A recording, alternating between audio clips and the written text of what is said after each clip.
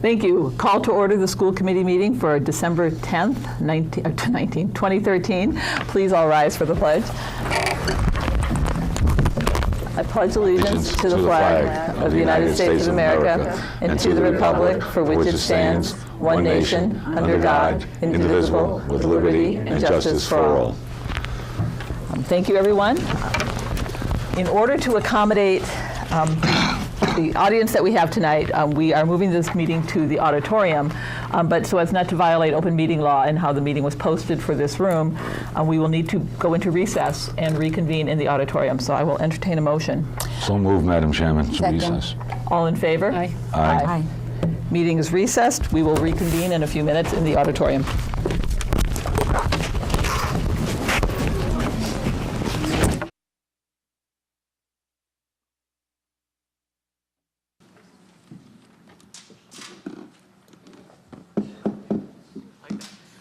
We're going to recall to order this meeting after going into recess.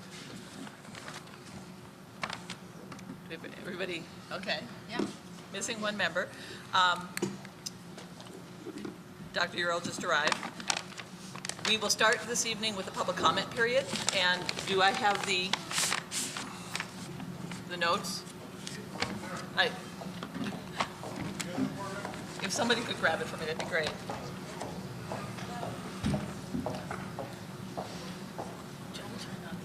So we'll see.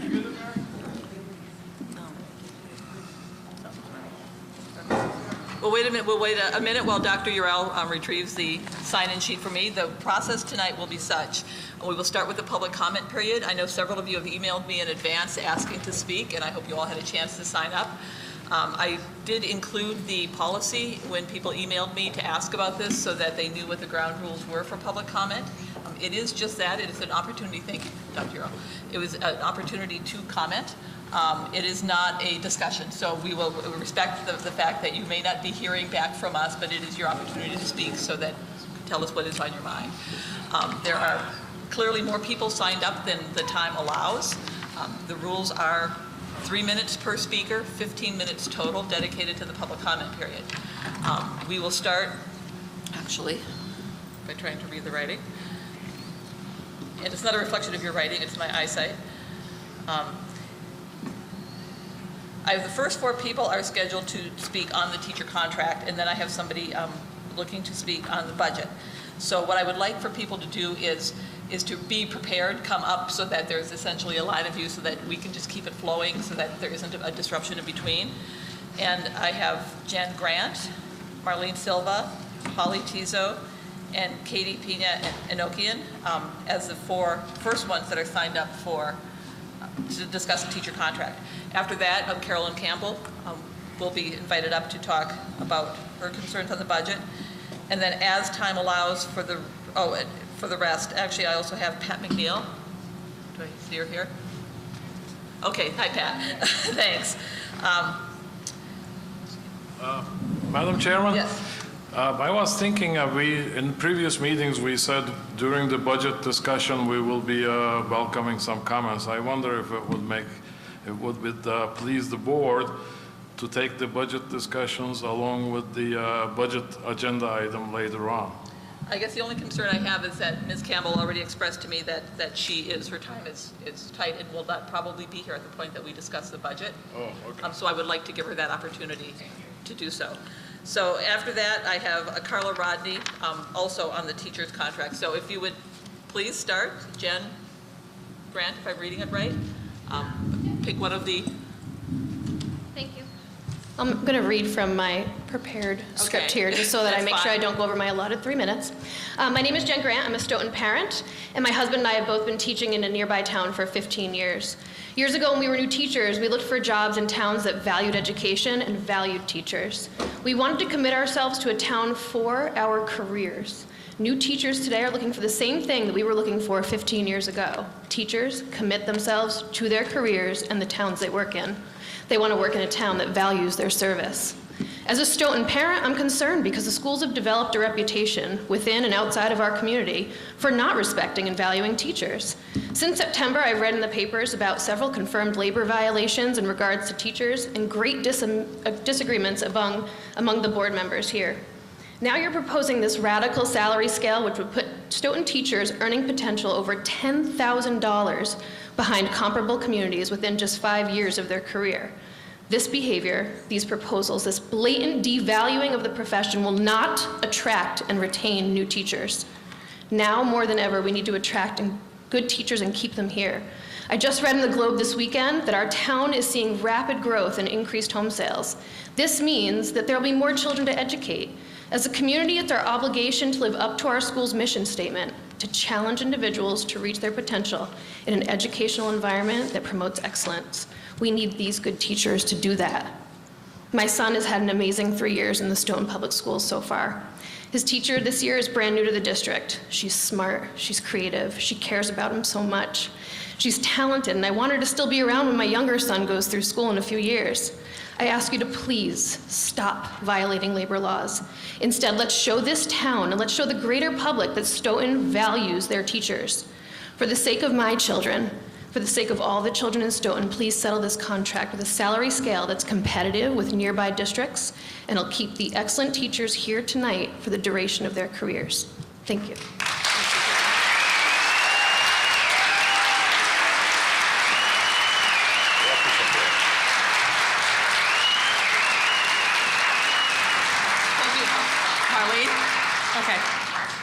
Good evening. My name is Marlene Silver and I reside at 185 Perry Street. My daughter is a second grade student at the Gibbons School and my son is a third grade student at the Gibbons School. As a resident of this town and an active parent in the Gibbons community, I stand before you tonight to express my concerns of the future success of the Stoughton Public Schools. We as parents are here collectively to tell you that we will not stand by and watch the destruction that may occur to our school district if a deserving and fair contract is not settled by yourselves and the Stoughton Teachers Association.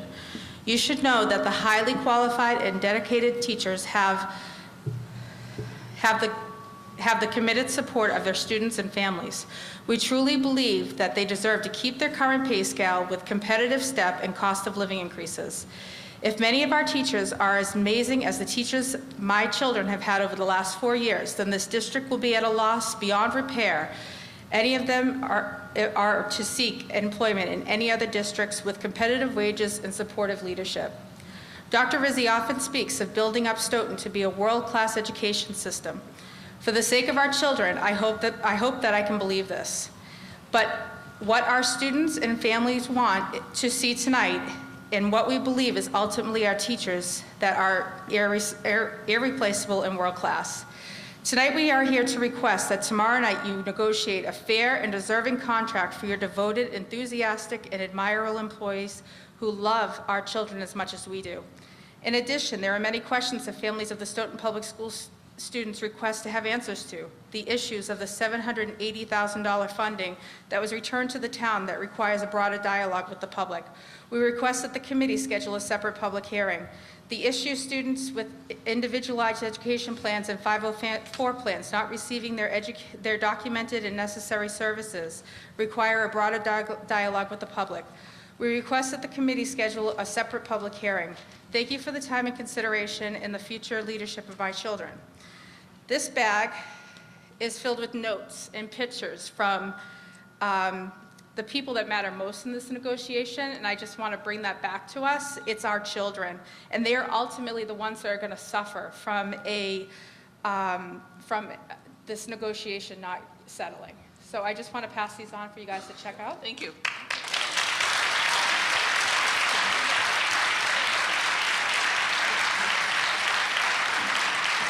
Holly?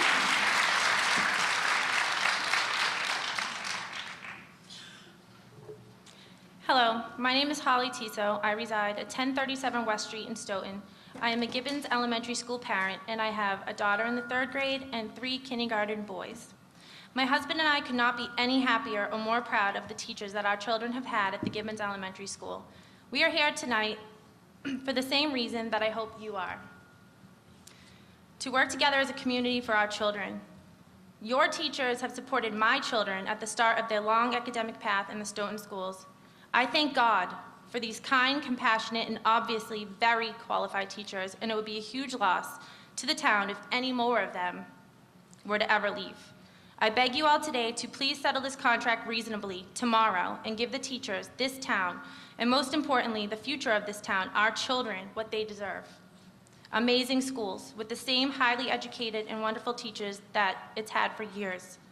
I also want to say how proud I am of the families in this town who have been coming together in flocks to discuss all of our concerns. I can assure you that our concerns go far beyond the teachers' contracts now.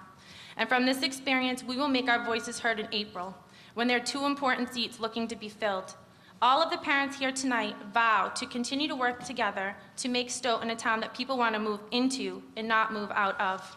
And I urge you all to start doing the same. I appreciate your consideration in creating a bright future for all of the children of Stoughton. Thank you for your time.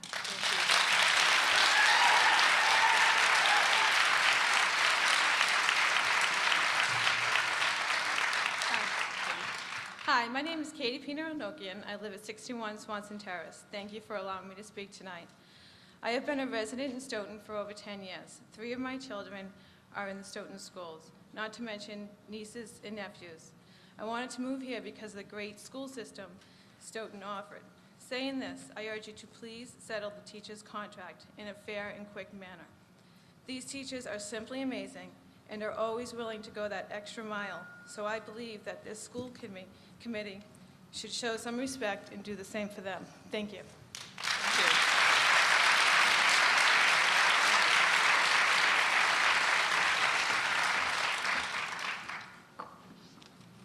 Hi, I'm Carolyn Campbell. I live at 64 Chisholm Road. I have a daughter in the 5th grade at the Daw School, and I'm here as behalf of the Stoughton Special Education Parent Advisory Council, and I wanted to provide just some brief budget input. I understand that you will be voting on the budget next week, and I've given you a more lengthy letter with the explanations. You can read it and feel free to contact me, but just on behalf of, as we represent, and it's our statutory obligation to express the needs of special ed parents in the district to the school committee. That's the main reason why I wrote this letter.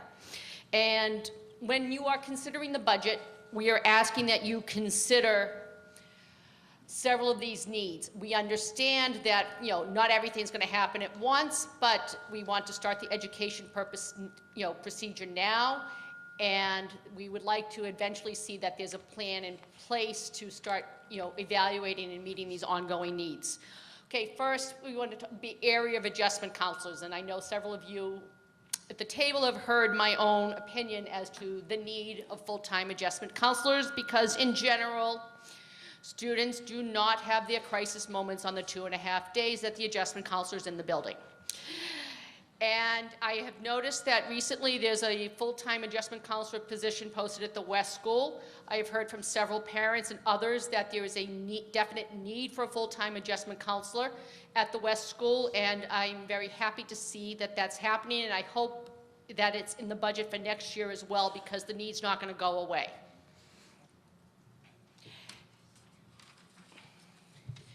We would also ask people to in the future to consider adding more adjustment counselors besides, we believe that first of all there should be adjustment counselors at every elementary school that are full-time. More and more people and more children, and the statistics are in there, are facing mental health issues.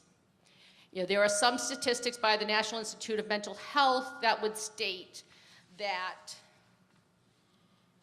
46.3% of children between the ages of 13 and 18 and 13% of children between the ages of 8 and 15 will have a diagnosed mental illness.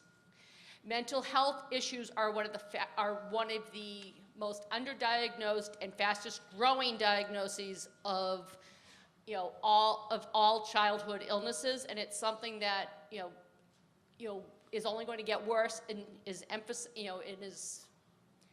exaggerated by the tough financial and other times that families are facing. So we ask that you consider that as for each of the elementary schools, and we also ask that in the future we consider increasing the number of adjustment counselors at the Hanson School, O'Donnell Middle School, and the Stoughton High School. Those schools contain the district's therapeutic programs, and it is important okay. I will go on. Another, we'd ask for be transition coordinators. Time's up? Okay. I would ask, unfortunately, 3 minutes is not enough to go through these. I'll address it after. And I would ask that if anyone, I have copies of the letter, if anyone wants to hear about it, call me for questions. I would be glad to discuss it with you future. And I will try to come next week to address it, but I would ask that I have a definite time. Okay. Thank you. Thanks. Carla?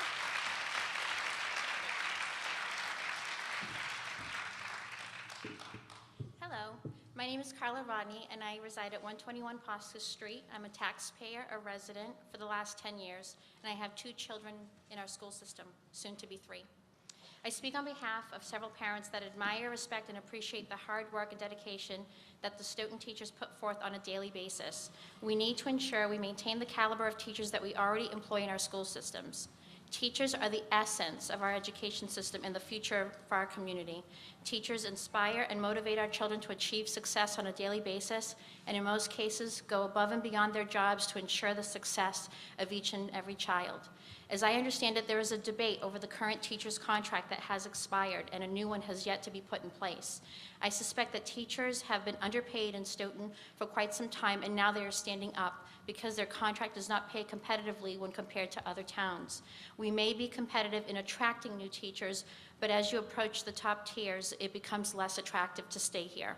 We have had some teacher turnover as a direct result of this, and the low teacher confidence ratings in our school committee and superintendent speaks for itself. The truth of the matter is that the teachers union and the school committee will need to find middle ground between what teachers are proposing and what our town can afford. The town needs to spend its money wisely, and maintaining the status quo on education will be the death of any hopes for a thriving community in Stoughton. Teachers have a choice to leave and go elsewhere. Our children do not have this choice. Education is an investment in Stoughton's future, and this has to be this town's priority. A good school system will attract folks to live here, increase property values, which will produce more tax revenue for this town.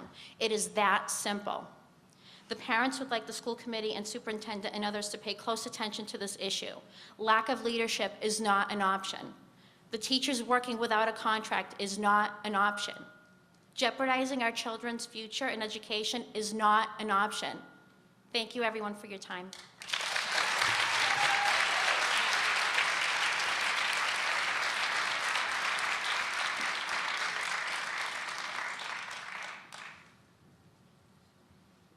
We're running about 2 minutes left in the time.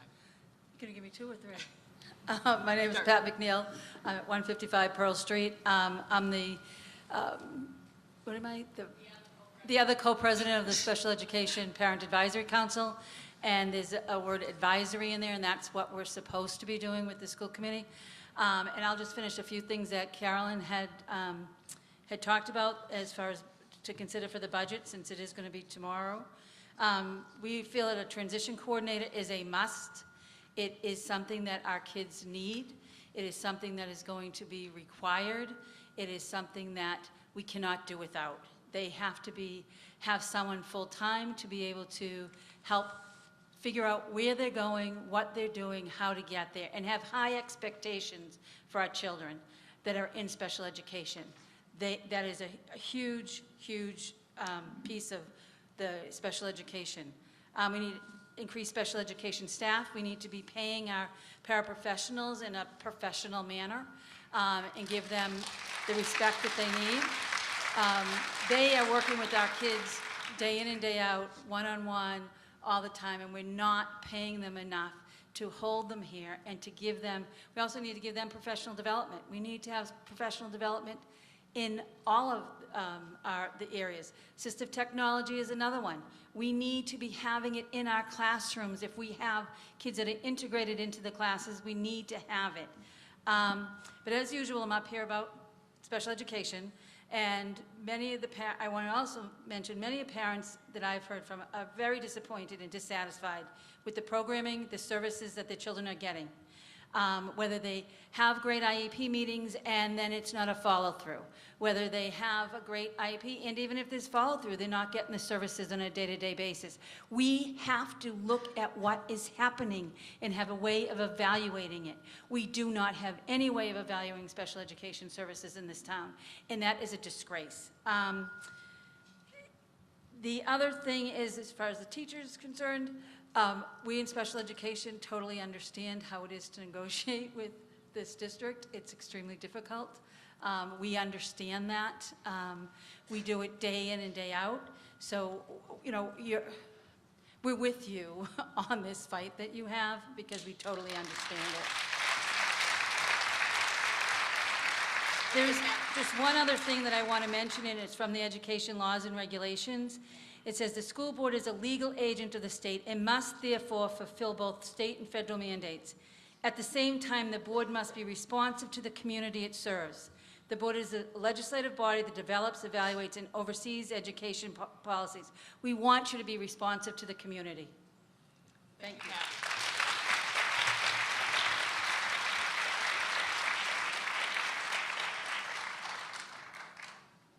For the record, Pat, we let you have your 3 minutes. Next, we'll invite the STA, who's asked to speak. I had contact with the president earlier today, saying that much like the public comment period, we would ask that you hold it to 15 minutes max. We have a very full agenda with a great deal of business, including articles and budget that need to go forward to town meeting very soon. So whoever is starting, thank you, Andrea.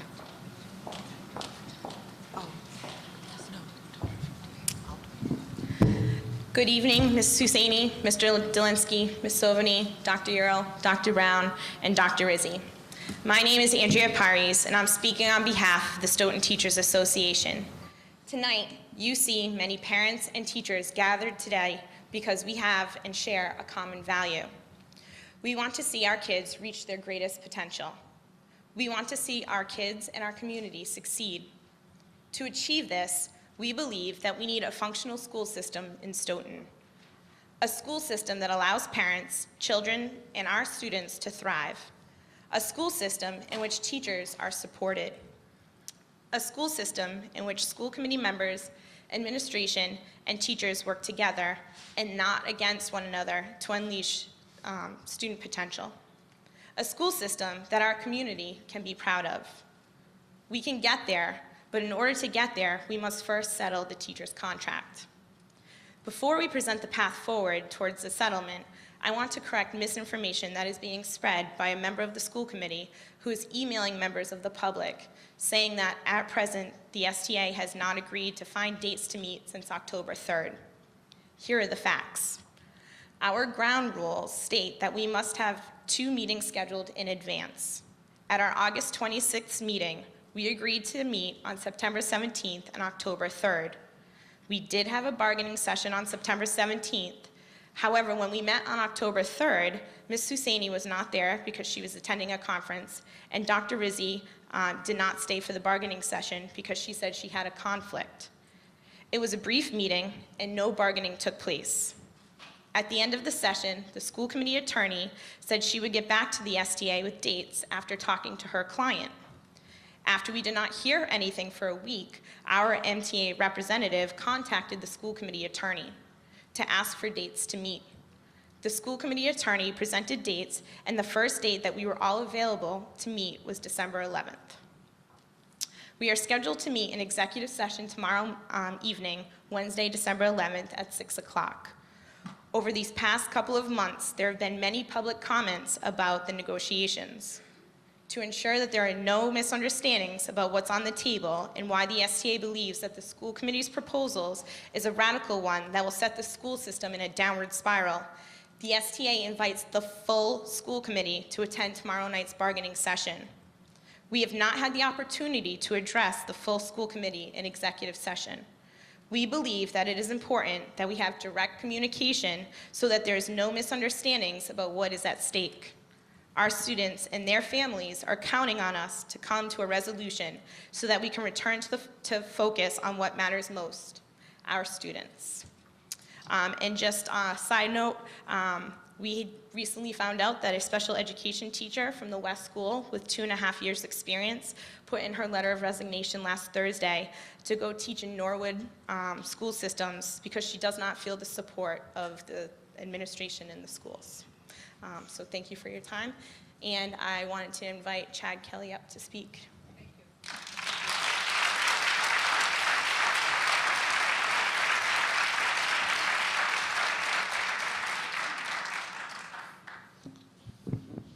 Good evening, folks. My name is Chad Kelly. I'm a teacher at the O'Donnell Middle School, and tonight I brought a few hundred of my closest friends and wonderful people.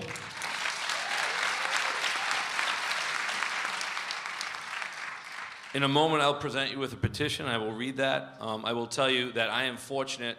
I've worked in a couple of the schools in our system, and we have, I dare you to find a better group of teachers.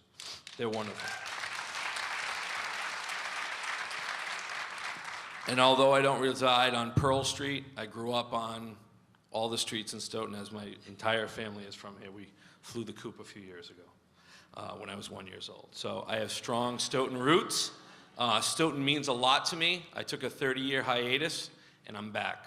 So that's why we have black and orange, still bleeding black and orange. So your petition, this is for the O'Donnell Middle School. We, the undersigned members of the Stoughton Teachers Association, petition the members of the school committee and the administration to negotiate a contract with the STA that attracts and retains highly qualified educators to the Stoughton Public Schools. Further, through this petition, we reaffirm our determination to achieve a contract that is fairly and equitably acknowledges our contributions to the Stoughton Public Schools. As much as I would love to filibuster you with all of the names on here, I will not do that, but I would like to present this to you.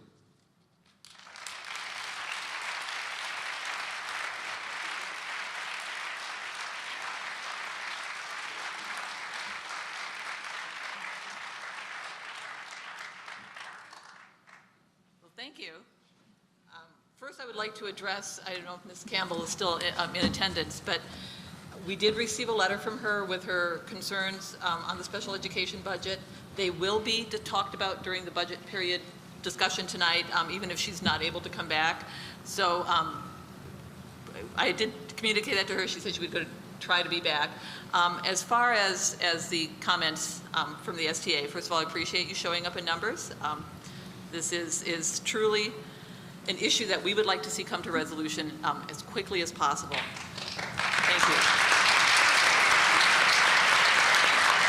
We have a couple of little bullets, and you know, sometimes we have to just agree to disagree that we see things maybe slightly differently in terms of how meetings are scheduled.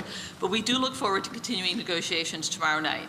It has been 68 days since the Stoughton Teachers Association last agreed to meet, which would be the October 3rd date. In that time, the union has made 5 appearances at school committee meetings asking us to settle.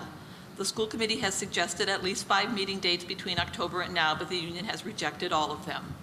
The school committee proposes that moving forward, the union agree to meet at least twice a month and that negotiation sessions focus on proposals. The union is not fairly representing the school committee offers to the teachers. The school committee has presented 3 substantially different salary proposals in response to the union's comments and concerns at these negotiating sessions. The school committee has proposed eliminating the bachelor's lane and moving everyone on B to B15. The school committee proposal gives a substantial increase to teachers within their first 3 years of employment, with an average annual increase of about $4,000, ensuring that we can recruit the best and brightest and be competitive with other districts. The school committee proposal is designed so that the 125 teachers who have maxed out on the top steps will also receive an increase. There is no clause in the teacher's contract requiring a continuation of the steps after the expiration of the contract. The school committee needs to address state-mandated changes in educational programming in the next contract, and the school committee will negotiate with the union to implement those changes to improve education in Stoughton. Prolonged and contentious negotiations benefit no one. Public posturing does not settle contracts. It distracts from the real issues, and it casts a negative light on the school system and the community, the hard work of the dedicated professionals, and the accomplishments of our children. Resolution comes from bargaining, not from public relations campaigns. We hear the concerns of the teachers, the parents, and the community. They are our concerns too. We look forward to finally discussing our proposals in negotiations tomorrow evening. We also look forward to finally receiving the union's response to our proposals tomorrow evening. And just, like I said, this is from a personal note, really would rather see this settled at the table. If in fact what the goal is to negotiate in public, we'd be more than happy to negotiate in public. I am concerned. I need to do a little research as to whether or not the full committee can appear tomorrow. It is not posted as a full school committee meeting, and that may in fact be a violation of open meeting law, and I will check with our attorney on that. Joyce? Dr. Earl.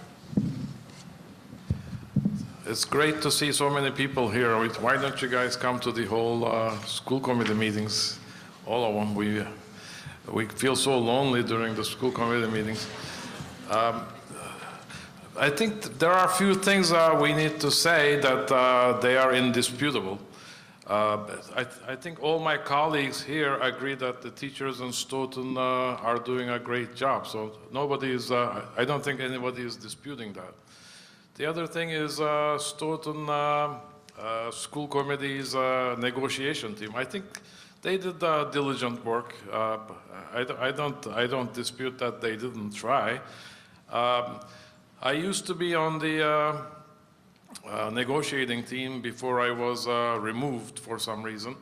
But this idea of having the whole school committee meeting is with the teachers' negotiation team is intriguing because you know, the negotiation team, I don't doubt any of their motives. I can vouch for their motives to settle this contract. But maybe something does get lost in the translation. So maybe after, on the 11th, if it's not resolved, maybe we can consider doing a meeting for the whole school committee and teachers' negotiation team. We will absolutely take a look Thank at you. what the options are as per they, like I said.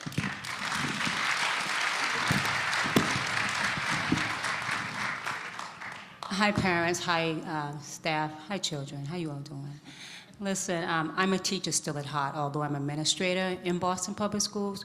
We have negotiated a nice contract. Please pay attention to what's being heard from this side and your side. You all get money at the beginning and you get money at the end. Hear the whole thing. Don't let nobody fool you. Hear what she's saying from what we've done, because we've done a lot of work, and I respect each and every one of you all in here, because I was in that predicament before. And then listen to your side. And you come to some kind of consensus. I understand it's a union here, but you all are all educators. You all can do anything. You all can think for yourself. Thank you. Thank you, Dr. Brown. With that, we're going to move on to the rest of our agenda for this evening. Actually, I think we'll take a real brief recess to allow the resuming after our brief break. On our agenda tonight, we have Oasis presentation from Stephanie Patton, and unfortunately, there was an emergency that came up for one of the presenters, and they will not be joining us tonight. They'll join us at a future date. But what has come up in the meantime, I'll turn it over to Dr. Rizzi. Good evening. Good evening. As everyone remembers, we have had representatives from the high school, student council members, as representatives to the school committee from the student body, and we have new ones for this year who have joined us and will be coming to the subsequent meetings, and the school committee is going to look at what kinds of new roles potentially the students might have, and we'll have an opportunity to talk to them about those potentially. In the meantime, they have brought some announcements to tell us about what is going on in the high school, and our two new representatives are, in no particular order, Adam Potter. He's a sophomore at Stoughton High School. He's vice president of the class of 2016. He's a student council representative, and he's the chief of staff for Junior Statesmen of America. He plays 2 varsity sports, hockey and tennis. He's also a member of the marching and jazz band, and he's currently employed part-time as a lifeguard at the YMCA. So he's already busy, and now he's cut out some more time in his schedule to be with us every other Tuesday. Leslie Camillo is a junior at SHS. She's the president of the class of 2015. She's also a student council representative. She's a member of the marching band and color guard. The marching band color guard. She's currently employed part-time at Jordan's Enchanted Village. So we are very, very happy to have you with us. And I'd like to turn it over to you to tell us the things that you brought with you tonight. All right, so we'll start off with some updates about the school for this past month. This past month in November, the Marching Band and Color Guard won Division IV NESBA champs. The SHS Drama Department put on a great performance of It's a Wonderful Life, and the SHS football team had a very successful season as the South Sectional champions, and they regained the trophy at the Thanksgiving game in Canton. Also, this past month was the SHS Annual Spirit Week and Pep Rally. Each class had to make their own spirit wall. The freshmen's theme this year was We Are the New Age. The sophomores was the Disney movie Up. Juniors was Old Hollywood themed. And the seniors was Boston Strong. This year's winners for Spirit Wall, the Can Drive, the Clothes Drives, and Penny Wars was the seniors. Also, this past month on November 23rd, the SHS Student Council attended the Southeastern Massachusetts Association of Student Councils Fall Conference. Also, upcoming this month in December and later in the year. This next Friday, December 20th, the Student Council will be hosting the Winter Semi-Formal Dance, and this year's theme is Glow in the Dark. Also, last week was the start of the winter sports season, so we hope you will all come support the SHS sports teams. Also, this coming Friday, December 13th, is the SHS Winter Concert at 7:30 in the high school auditorium. And later this year in April, the SHS Concert Band and Choir will be traveling to Philadelphia and New York. Okay. Lastly, we would like to update you guys about some class updates. We don't have any for the freshmen, unfortunately, but for the sophomores, they are having a Stelios fundraiser this Wednesday, December 11th, all day, and they're also selling Hilliard's chocolate bars to fundraise money. For the juniors, we are, Yankee Candle has opened up sales for us online for the month of December, and you use the code and the yankeecandlefundraising.com to go on and purchase. And the seniors are selling senior t-shirts and sweatpants, and they have an Orange Leaf fundraiser this Tuesday, December 17th. Oh no, that's not this Tuesday. Wait, yeah, that is this Tuesday. This Tuesday, December 17th from 5 to 9, and they also have a class meeting on December 11th. And that's it. Thank you.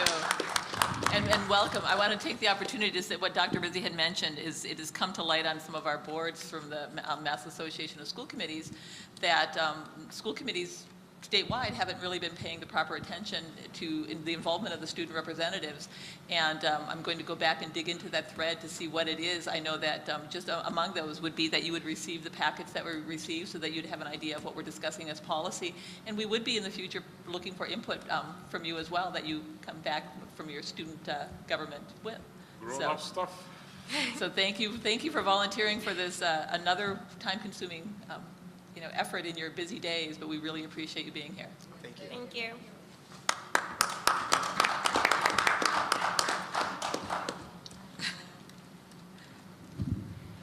Shall we go on to the next item? Yes, please do. In keeping with our custom of having a school and curriculum update at each of the meetings to help people get acquainted with some of the many, many, many complicated and complex, ongoing, and ever-changing things that we work with. We have invited our STEM, which is Science, Technology, Engineering, and Math Curriculum Coordinator, Janet Sullivan. Last meeting, we had our Humanities Coordinator. Janet is Mark's opposite number, and she's responsible for the curriculum in those areas. And so she has given you some material for your packet and is going to go through some of the issues on that side of the curriculum, which of course there are some similarities, but there are also some differences. So we're very fortunate to have her working with us, and I'd like to turn it over to Ms. Sullivan. Good evening, and thank you for giving me this opportunity to share with you a little bit about what's happening in the Stoughton Public Schools in terms of math and math curriculum. There are 3 quick points, I hope quick points, I'd like to make tonight. The first is to talk a little bit about the Common Core State Standards and what it means for mathematics. and then talk a little bit about what we're doing to align our curriculum with the Common Core state standards, and finally, to update you on a few of our next steps and what's upcoming with our programs. So first and foremost, the Common Core state standards are very rigorous, they are very challenging, and they came out of the Organization for Economic Cooperation and Development program, which is a conglomeration of multinational interests. There are over 65 countries that take part in the Program for International Student Achievement, known as PISA. If you've been keeping up with the news, in just the last couple of weeks, the PISA results have been made public. What that means is that every 3 years, 15-year-olds across the globe are tested in the areas of reading, math, and science. And the United States, once again, came out about middle of the pack. We're not one of the top performing nations. On the positive side, they have now started drilling down into the data and pulling out Massachusetts. So we're not just getting the United States standards results, we're getting Massachusetts results. And the Massachusetts results are much better. We are ranked much higher. In fact, we're ranked 10th out of the 65 countries represented. So in math, we're doing much better. But before we get too excited about that, we should keep in mind that even though we are ranked 10th, we are a long way away from that top-tiered group. Just to give you an indication, on the PISA exam, there are levels. Level 2 is considered barely proficient, and level 5 is your highest achieving. Only 19% of Massachusetts students were scoring at level 5, as opposed to the top country, where 55% of the students are scoring at level 5. So while we are doing much better in Massachusetts than nationwide, we have a long way to go. Now, the areas that we are struggling with internationally have, there are quite a few of them, but one of the main ones is our ability to have our students apply mathematics. And it's no surprise that because we've been struggling with that, the Common Core state standards came about to address that exact need. The Common Core state standards are designed to ready our students for college or career with the skills they need, and that means application of knowledge. I would have to say that in a few years when our students graduate from high school, they will be much better at us at taking their knowledge and doing something with it, at solving problems, at working collaboratively to apply knowledge and solve problems. They will not be as good at Jeopardy because their heads aren't going to be filled with the facts that we were asked to memorize. But that's okay. So the Massachusetts Framework for Curriculum, which is this blue document that every math teacher and elementary teacher in Stoughton has a copy of. The Massachusetts Framework incorporates the Common Core state standards. So what that means is we have adopted the Common Core state standards, very rigorous, but we have gone beyond that. There are, in the packet I gave you a sample of our 5th grade math curriculum, and in the 5th grade curriculum, Massachusetts has added just one additional standard. I believe it's on integrating positive and negative integers and the application of those to real-world problems, surprisingly. The other major difference between the Common Core state standards and our framework is that the Common Core state standards are K to 12. Massachusetts has a pre-K component. And I'm happy to say that our school system is fully aligned to the Common Core state standards at the kindergarten and pre-kindergarten level as well. So the most significant changes in the curriculum, as far as the Common Core state standard goes, is, as Mark Galligan had mentioned, it really is taking understandings, knowledge, and skills that we are used to seeing at higher levels pushed down to lower levels. So our 4th and 5th grade math students are now doing things that we did in the 6th and 7th grade. And our middle school students are doing things that we did as high schoolers.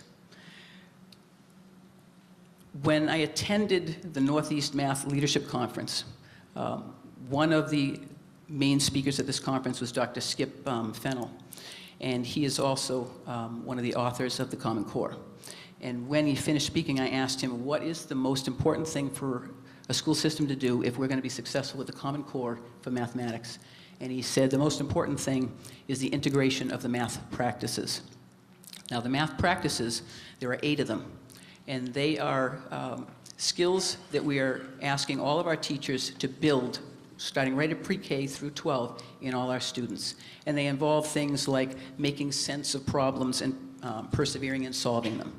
So in other words, students are asked to decode the problem, figure out what are you really asking for, and then not give up.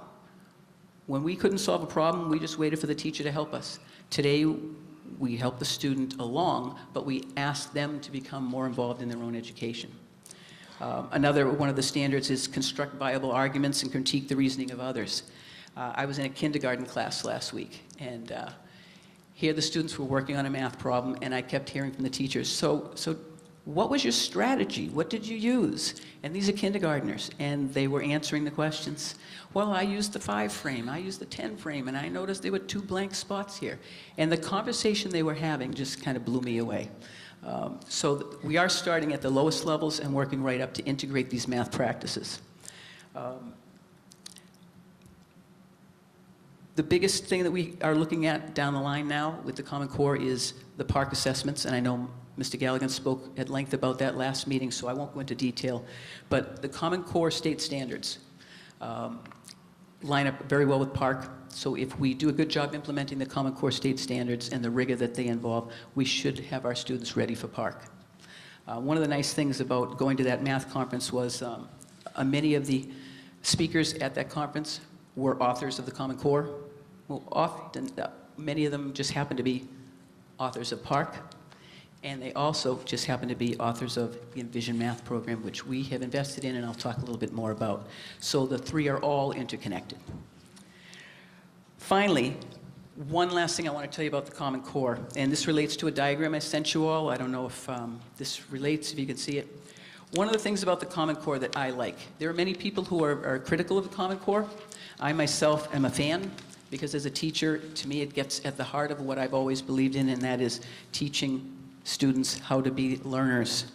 And what I like about the Common Core is right now, the Math Common Core and the important lifelong skills that it brings, the ELA Common Core and those skills, and what's on the next horizon, which is the new science standards that are due out any moment, that are based on the next generation science standards, all coalesce around a common group of skills, lifelong learning skills.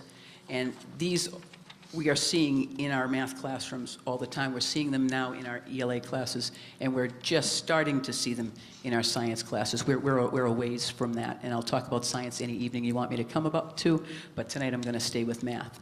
But you can see that they all coalesce around this idea that you have to be a good reader, you need to be able to construct arguments from evidence, and be able to argue logically with others and critique the work of others. I was in a 4th grade class last week, and the teacher had students doing work, and they were presenting their material, and they were actually debating back and forth. Well, my idea is this, and your idea is that, and they were doing it in such a civil and such a mature way. Again, I was just amazed at it, so I'm quite happy with that. I now want to take a couple of minutes and take you on to talk about what we're doing in terms of trying to align to the Common Core state standards. We are in a multi-year implementation where we are converting all of our curriculum over to UBD format, that is understanding by design. It is what the Common Core is based on, the idea that you decide what you want this child to know, what skill they need, what tasks they can perform, and then you build your curriculum backward to make sure that they have the skills and the knowledge and the understandings they need to perform that task. So we have been in a, as I said, a multi-year program redesigning all of our curriculum, and I'm happy to say that right now our pre-K right through 12 is fully aligned to the Common Core. It's all in UBD format, and what we are working on this year is implementation of very high quality formative assessments, ongoing assessments, so we can track how our students are doing and adjust our practice and adjust our instruction as we're going.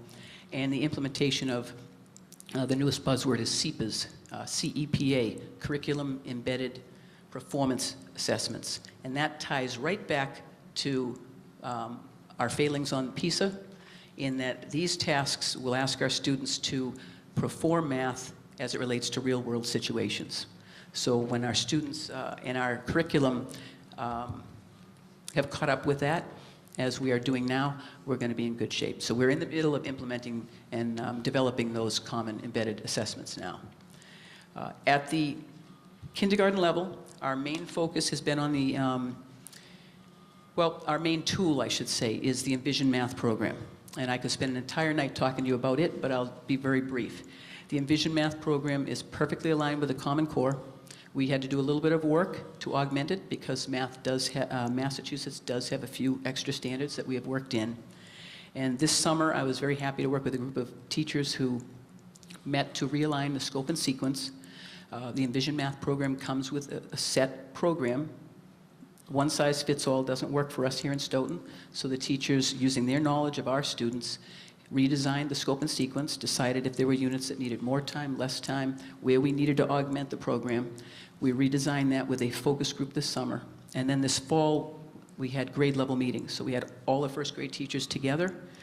They looked at the work from the summer, made further adjustments to the grading rubrics, the report cards, the scope and sequence. So we are all on the same page. And what I'm most happy about is that we have set up a curriculum, an online curriculum site where we're going to start sharing best practices. And I have promised them that come the spring we will have another large grade level meetings where all the grades will meet and start sharing materials, because we don't want them to think that Envision is our curriculum. It is not.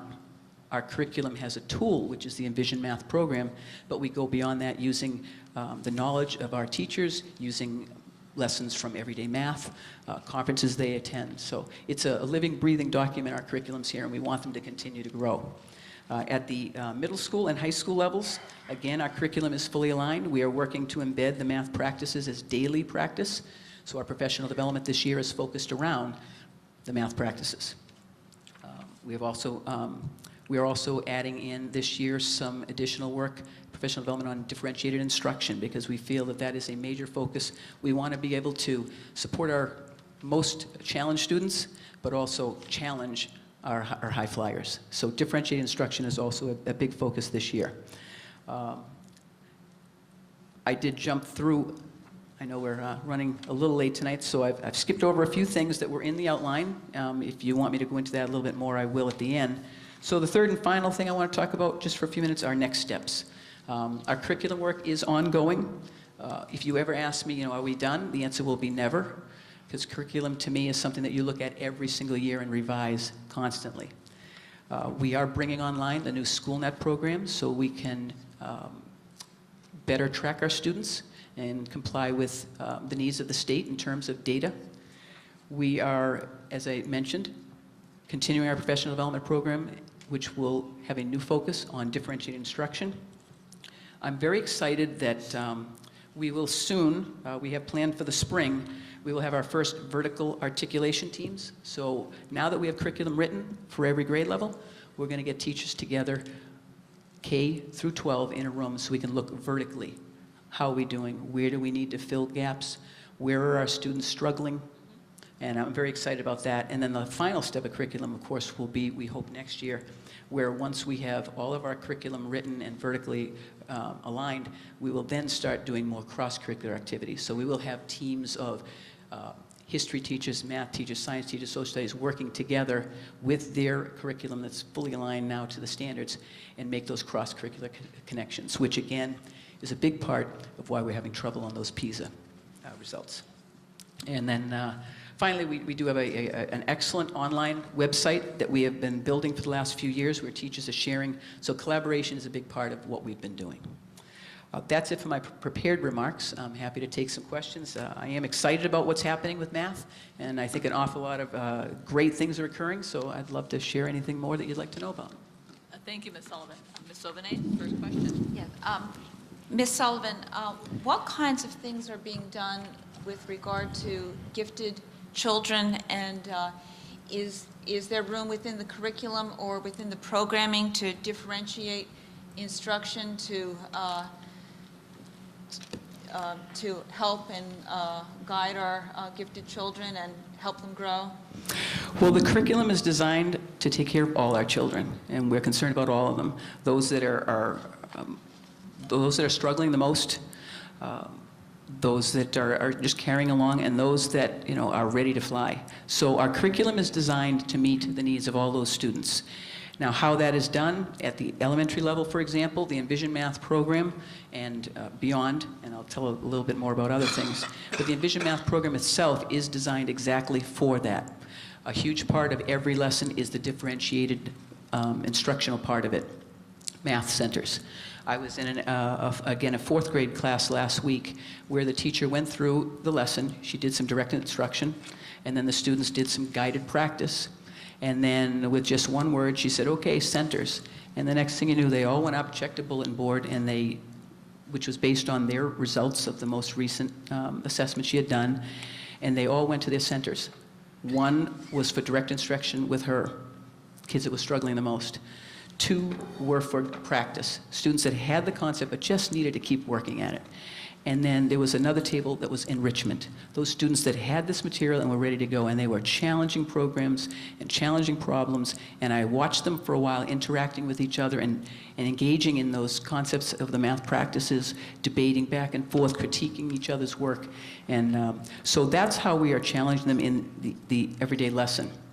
Now, in addition, we have a program called Symphony, which has a diagnostic piece to it, but is also used for enrichment, and after-school programs for enrichment. At the middle school level, I'm very happy to say that we have a completely aligned 6th, 7th, and 8th grade curriculum, but we have, in addition to that, determined that our students, there are a large number of students that are doing so well that we put together challenge courses. So we've had in the 8th and in the 7th, and if you go online to the Common Core curriculum, you'll see that they have a curriculum for a challenge class for 7th and 8th graders. But here in Stoughton, we have found that our 6th graders also we had a large number of students ready to move on. So right now we are writing and developing a curriculum so that next year in the fall we will also have a challenge class for our 6th graders. Great, thank you. And, right. and then the second question I have with regard to our after-school enrichment program that we're going to be implementing, is there alignment between this curriculum and the enrichment programs, or is that just too far ahead yet? No, well, we're at the starting stages of all of this, really. But the enrichment programs are based off of the curriculum work done in class. And again, like, for example, I was talking to a student, a teacher over at the West who was implementing Symphony with one of their students. And they diagnosed in class where that student was, where they need to go, what was relevant to challenge that student. So that's what's happening at that school. All the elementary schools structure themselves a little bit differently. At the middle school and high school, again, it's different at each school. At the high school, in addition, you have things like the math team. So if you really want to expand your math opportunities, you can take part in extracurricular activities like that. Also, we have an engineering team here, and the math overlay there is there as well. So we are working towards even more and more in that area. But I think if you are a student in Stoughton that excels in math, there are plenty of places for you to stretch your wings. And then are the math centers available for every grade and every class that teaches math? The math centers at the elementary school are a specific part of the Envision program, where they literally go to various centers depending on what they need to work on. But the concept of math centers is being integrated into the middle school and high school. And again, that works off of the concept of differentiated instruction, so students will go to the center that best suits what they need. Thank you. You're welcome. Mr. Dolinsky, next. Just one thing I mentioned earlier, there are a lot of abbreviations in here. Yes, there are. I, for the love of me, cannot figure out.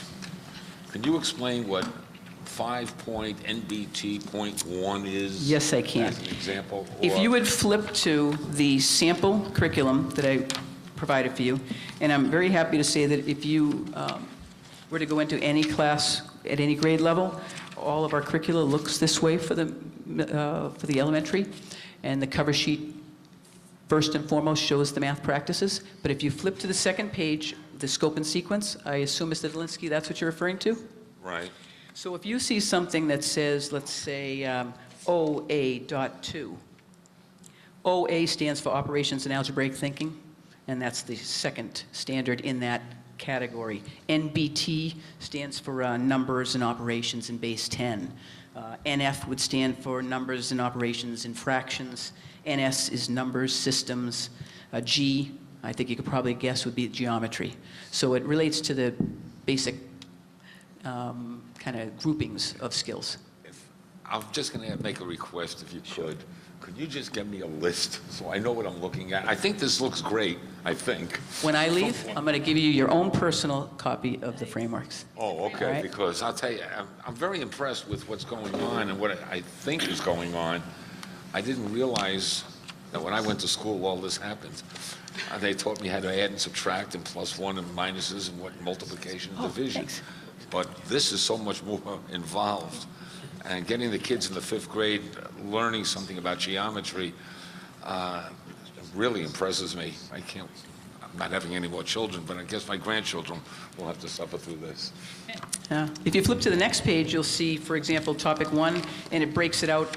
You'll see the particular standards that apply to that particular topic, and then it breaks out the skills and knowledge and understandings in a little more user-friendly fashion. All right?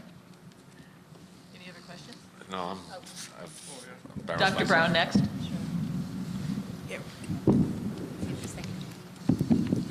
I'm excited because you're excited. I mean, you are really excited in what you're doing, and this will help out the whole math curriculum because you're bringing a whole lot of life to this, and it makes... Well, I have to tell you, it's not me. I go into these classrooms, and I have to tell you, I was in a kindergarten class again last week, and when the lesson was over, it was an hour. I couldn't believe it was an hour that these kids hung in there and did math. And the last activity they did when it was done, they jumped up, and this is what I heard. That was awesome! Yeah. I've never heard that in a math class before, and hopefully we can keep that enthusiasm going up to the levels. But the teachers are excited about what they're doing. They've been given tremendous tools. We're giving them PD, although we need to give them more support. But there's just great things going on out there. So put it on the students and the teachers. And one thing that's very exciting is I know we're on the verge of the one-on-one, where students will have the computers, and we'll know that every family has access to computers. The Envision program, one part we have not really grasped and taken advantage of to full capacity is the home component. Okay. There are lessons that you can do interactively at home, and even parents who are nervous and afraid of math can follow these lessons at home. I think if they listen to you, they'll get excited because I'm excited for the kids. I just have one question in reference to, if you can just give me some more definition on the vertical articulation curriculum teams. How does that go? Well, they're planned for the spring. Mr. Galligan is going to run one for ELA, and I'm going to run one for math. They'll be our first teams that involve vertical articulation. We will post it, ask for teacher volunteers, which we've had no problem getting to do all this curriculum work. And we will literally be in a room, and for the first time, we'll be able to take the kindergarten, pre-kindergarten curriculum, the kindergarten, the first, and we will sit down and look and see, now, what do we need to do for the 5th grade to support better what's going on in the 6th grade? Particularly, you want to look at your data. Where are your students struggling the most, and what can we do to the curriculum to help support and get those students ready at each level as they move on? You also want to make sure that you don't have a lot of redundancies where it's not necessary. So therefore, you're taking the data and you're looking at it and you're finding your weaknesses or the areas of challenge. Here. Okay, and taking and informing instruction with that, correct? That's correct. Thank you. Dr. Urel. Good evening, Ms. Sullivan. Thank you so much for coming and exciting presentation. My question is to do with the budget discussion that's going to be coming up soon. When I was a kid going through K through, actually we went first through 11th grade in the country that I was raised. But anyway, science was always exciting because we did a lot of different things. And I'm glad that we are going to implement all these changes, although this packet just deals with the 5th grade math. But I was wondering is, well, let me ask this in a different way. Now, our current curriculum is geared towards MCAS, and last meeting we discussed like in 6th grade, MCAS for science is done on the 8th grade, and the 6th grade science curriculum deals with preparing some study notes for the 8th grade. And I appreciate that we are sort of we do want to get our MCAS results up, but I would like to see us getting, more, giving the children more excitement about the science. So my question to you is, do you have all the resources, money-wise or the people-wise, to be able to do that? Well, I'm going to try not to go into a lot on science tonight because, as many people here know, I've been teaching in Stoughton for 32 years, and all of them were in the science department. As a physics teacher, I know it's applied math, so I have a good math background as well, but science has been my life story. So I am extremely excited about where science is heading right now. I'm not sure that you characterized what we have right now is in the same way that I would. I think we have a very robust program right now. It is not just designed to meet MCAS. We go well beyond the requirements of MCAS, and I think that we are challenging our students in many ways. I was down at the middle school 2 weeks ago, and they have a science club. And it was a freezing cold day, and there were 31 students who were taking part in science club after school, out in the cold. We were doing some experiments out there, and the enthusiasm was amazing. Now, those students are being excited about science and invigorated by science, and that builds off of the exciting things that I see going on in the classroom. What you're going to be happy to see is take a few moments and go on to the next generation science standards and see what's coming around the bend. Now, I went to the launch event 2 weeks ago. The state has not officially released them, but those of us that went to this conference got a pre-look at the new standards. And you're going to be amazed at what they look like and what they're all about. And there's very much a reduction in, again, content, facts, and much more about applying knowledge and skills. And I think the challenge level is going to rise dramatically in sciences. But as you know, because I know you've been to our science fairs at the high school level, we have 3 different areas that challenge our students between the Science Olympiad team, the Construction Challenge team, and our annual science fair. And this year we've made connections already for the middle school to come up and become a little bit more a part of the high school team. So I think there's an awful lot going on that's exciting in science, but I would need a whole nother night to talk to you about all the good things that are taking place now and what the future looks like. Right. Just to follow up, you mentioned the science club in middle school. It's indeed a good program. And as you mentioned, there is about 30 children, but that's for grades 6 through 8. So if you consider the population of the high school, I don't remember now, but it's probably middle school, about 900 kids.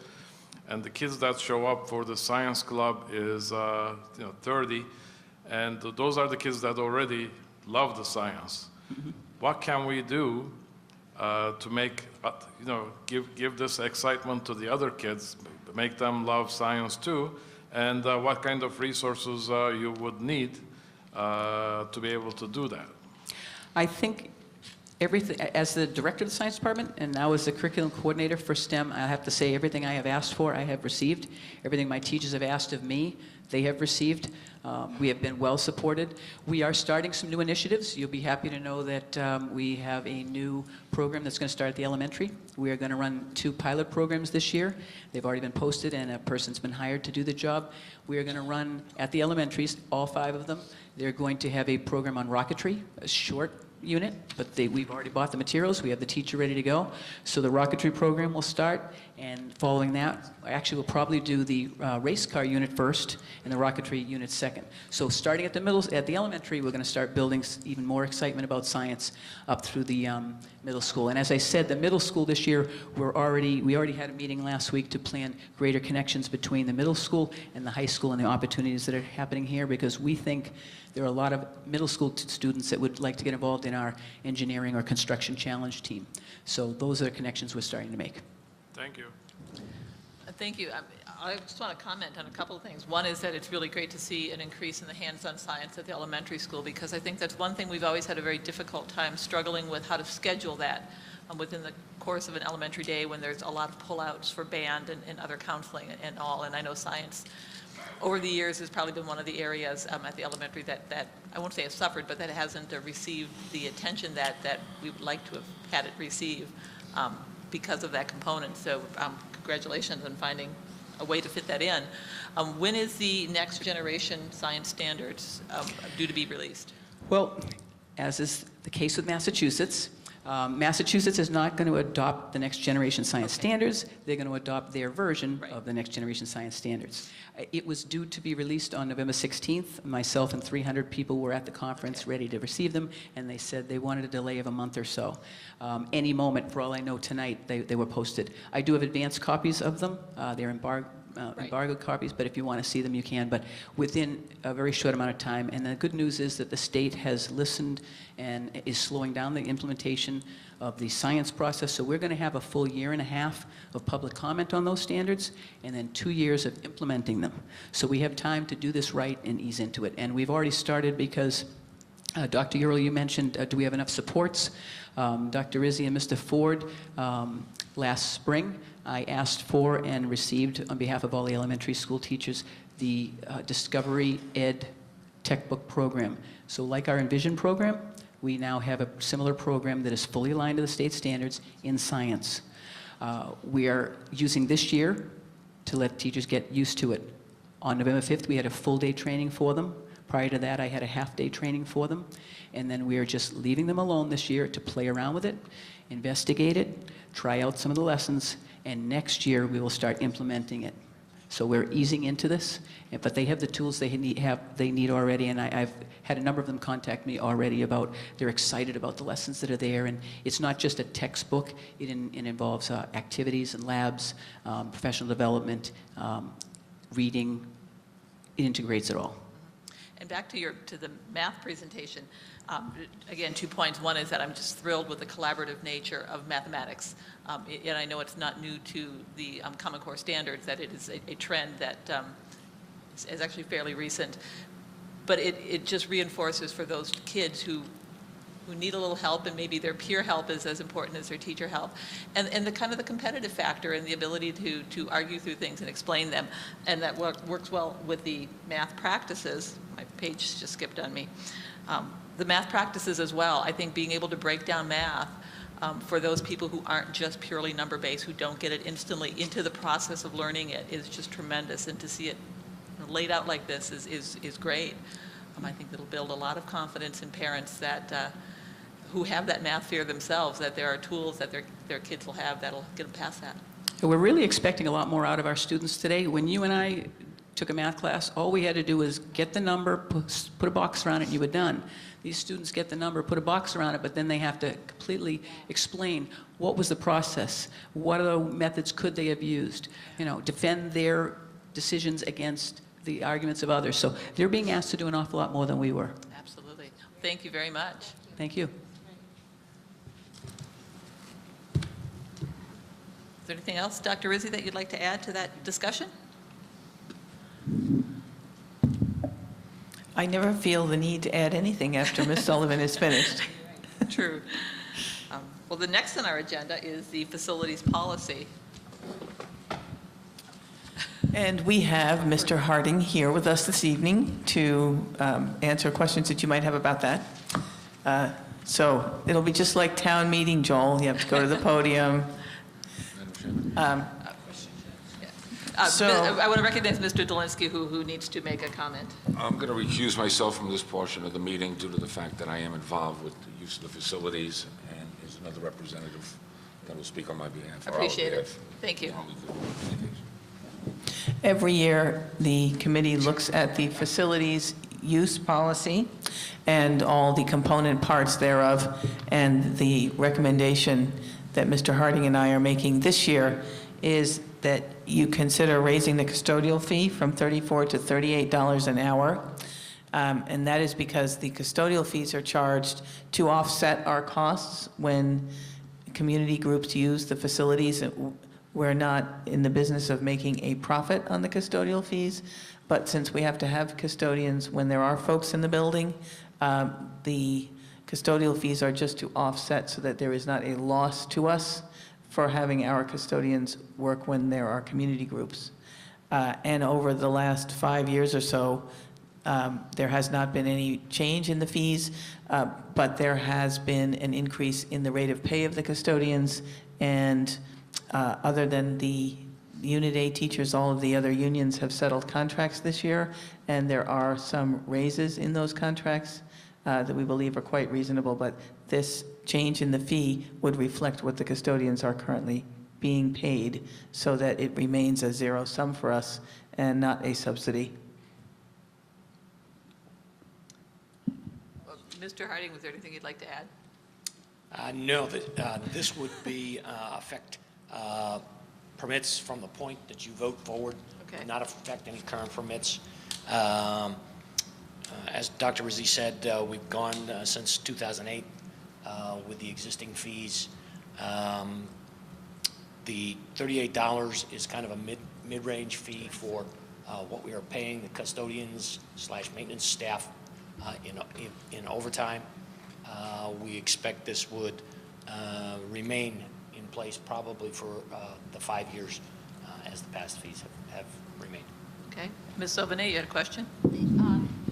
When would this go into effect, the new rates? We would start charging the new rates for anyone that called in after you have voted. So any permits that are in place now would go by the old fee schedule. Okay. Any new, if tomorrow we start getting phone calls for permits, then the new fee schedule would go into place. Great, thank you. Dr. Earl next. Good evening, Mr. Harding. So the $38 is the, you said the median? It's approximately the median between our median, maintenance. so that's like a burdened labor rate for custodians? It's purely labor. It's an overtime rate. So okay, I understand. Now, this 1.5 is, so that's the overtime rate. Correct. So actually it's smaller than that, okay. The question I had was, I had two questions. One is the no-show fee. If somebody doesn't show up, do we pay the custodians for Yes. how many hours? 2. So would it make sense to make that no charge fee to like a 2 hours of custodian? We could do that. We could So raise that. that's one suggestion. Now the other one is we also have some continual users, large users of the facility. Yes. Facility. So Large user or long-term users? I'm sorry? Large users or long-term users? I guess both. If an organization is using it repeatedly, week after week after week, several facilities. Long-term, okay. So would you start changing the rate at the time of the next semester or next academic year, or? Anybody that's in place now, if they have a long-term, in other words, Stoyak. Okay. Stoyak, if he has permits in place now, the existing fees would apply to the permits that are in place now. Until his permits run out, and he asks for new ones.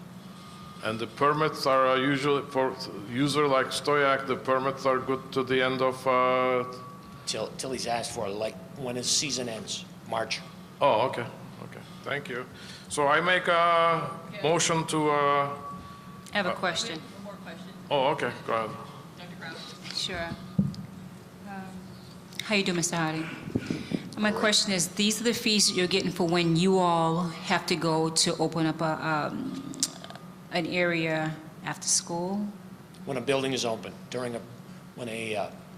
we have a whole process that takes place. So the whole permit period and the whole thing, I'm familiar with that. Correct. So when a permit is issued and a group is asking for a custodian, Mhm.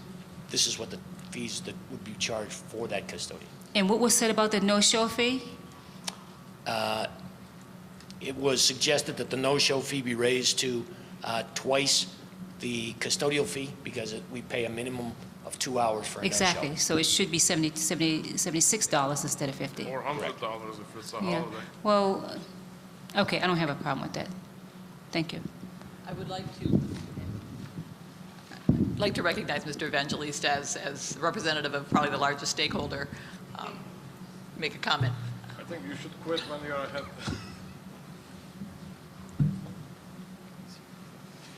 First off, I was a little disappointed.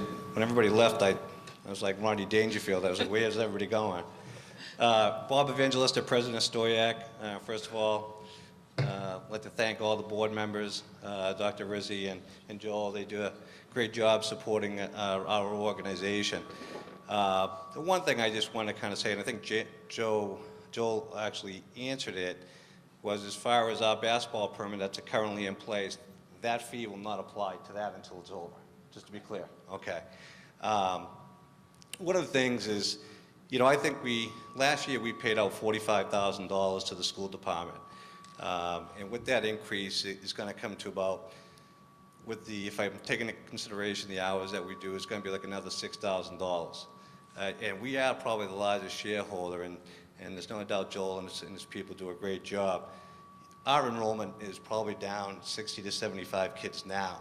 We had to take a price increase last year just to keep up with all the running expenses. And I certainly understand that there's other groups that use the facilities. I think within that $45,000 that we pay, I think there is I don't think it's totally being used, you know, as there are custodians on site that are working anyways. So I would ask for the board that we be exempt from it. If not, then I certainly appreciate the fact that it will not be considered until the next permit comes out, because at this time we would have no time to react to the budget. Thank you. Mr. Harding. Thank you.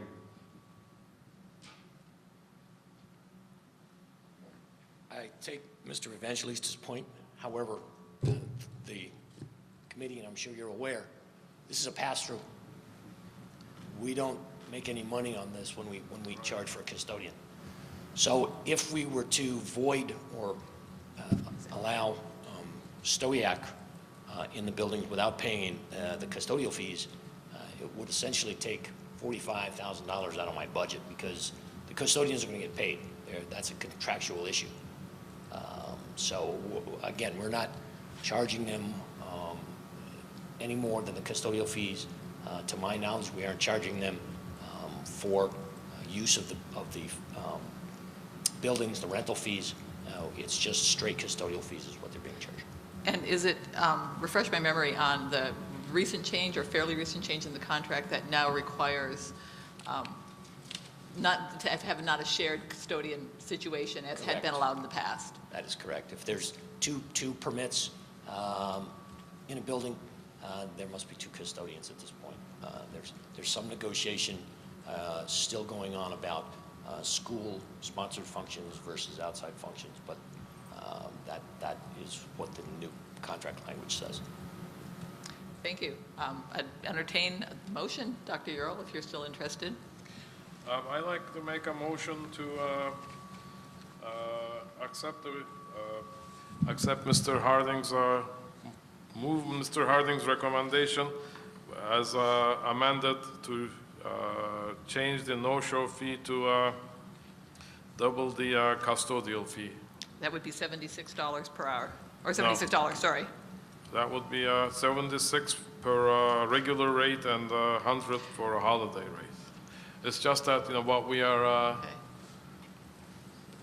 paying out. We are not here to make money. No, I understand. I just want to question Mr. Harding while he's here. We don't currently have a no-show fee for a holiday rate. Is that? That is correct. We've never put that in. We can.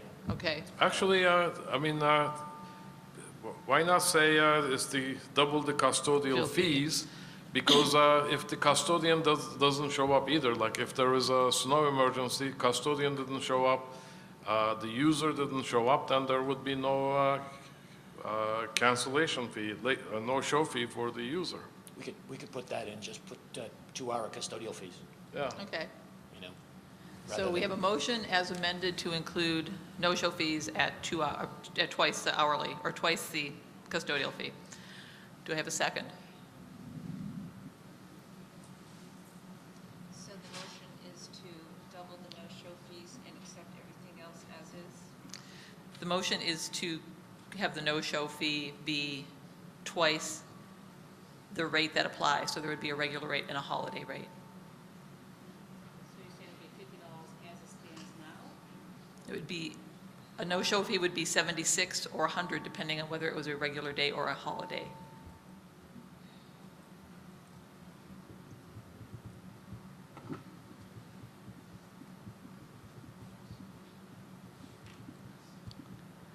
Do you have questions on how that's going to be worded, or?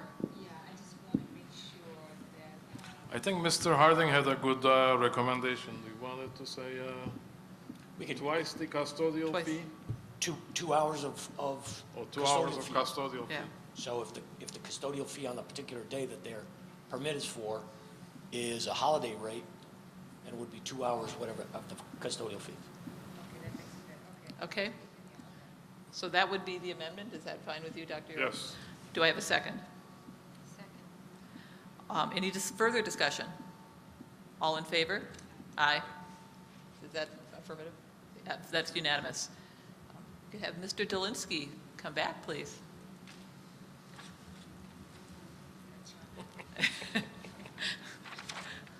There he is. Next on our agenda is town meeting articles.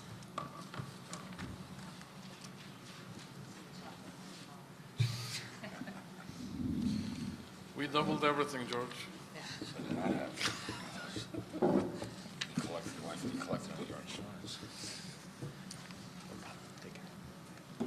Thanks, you too. We have,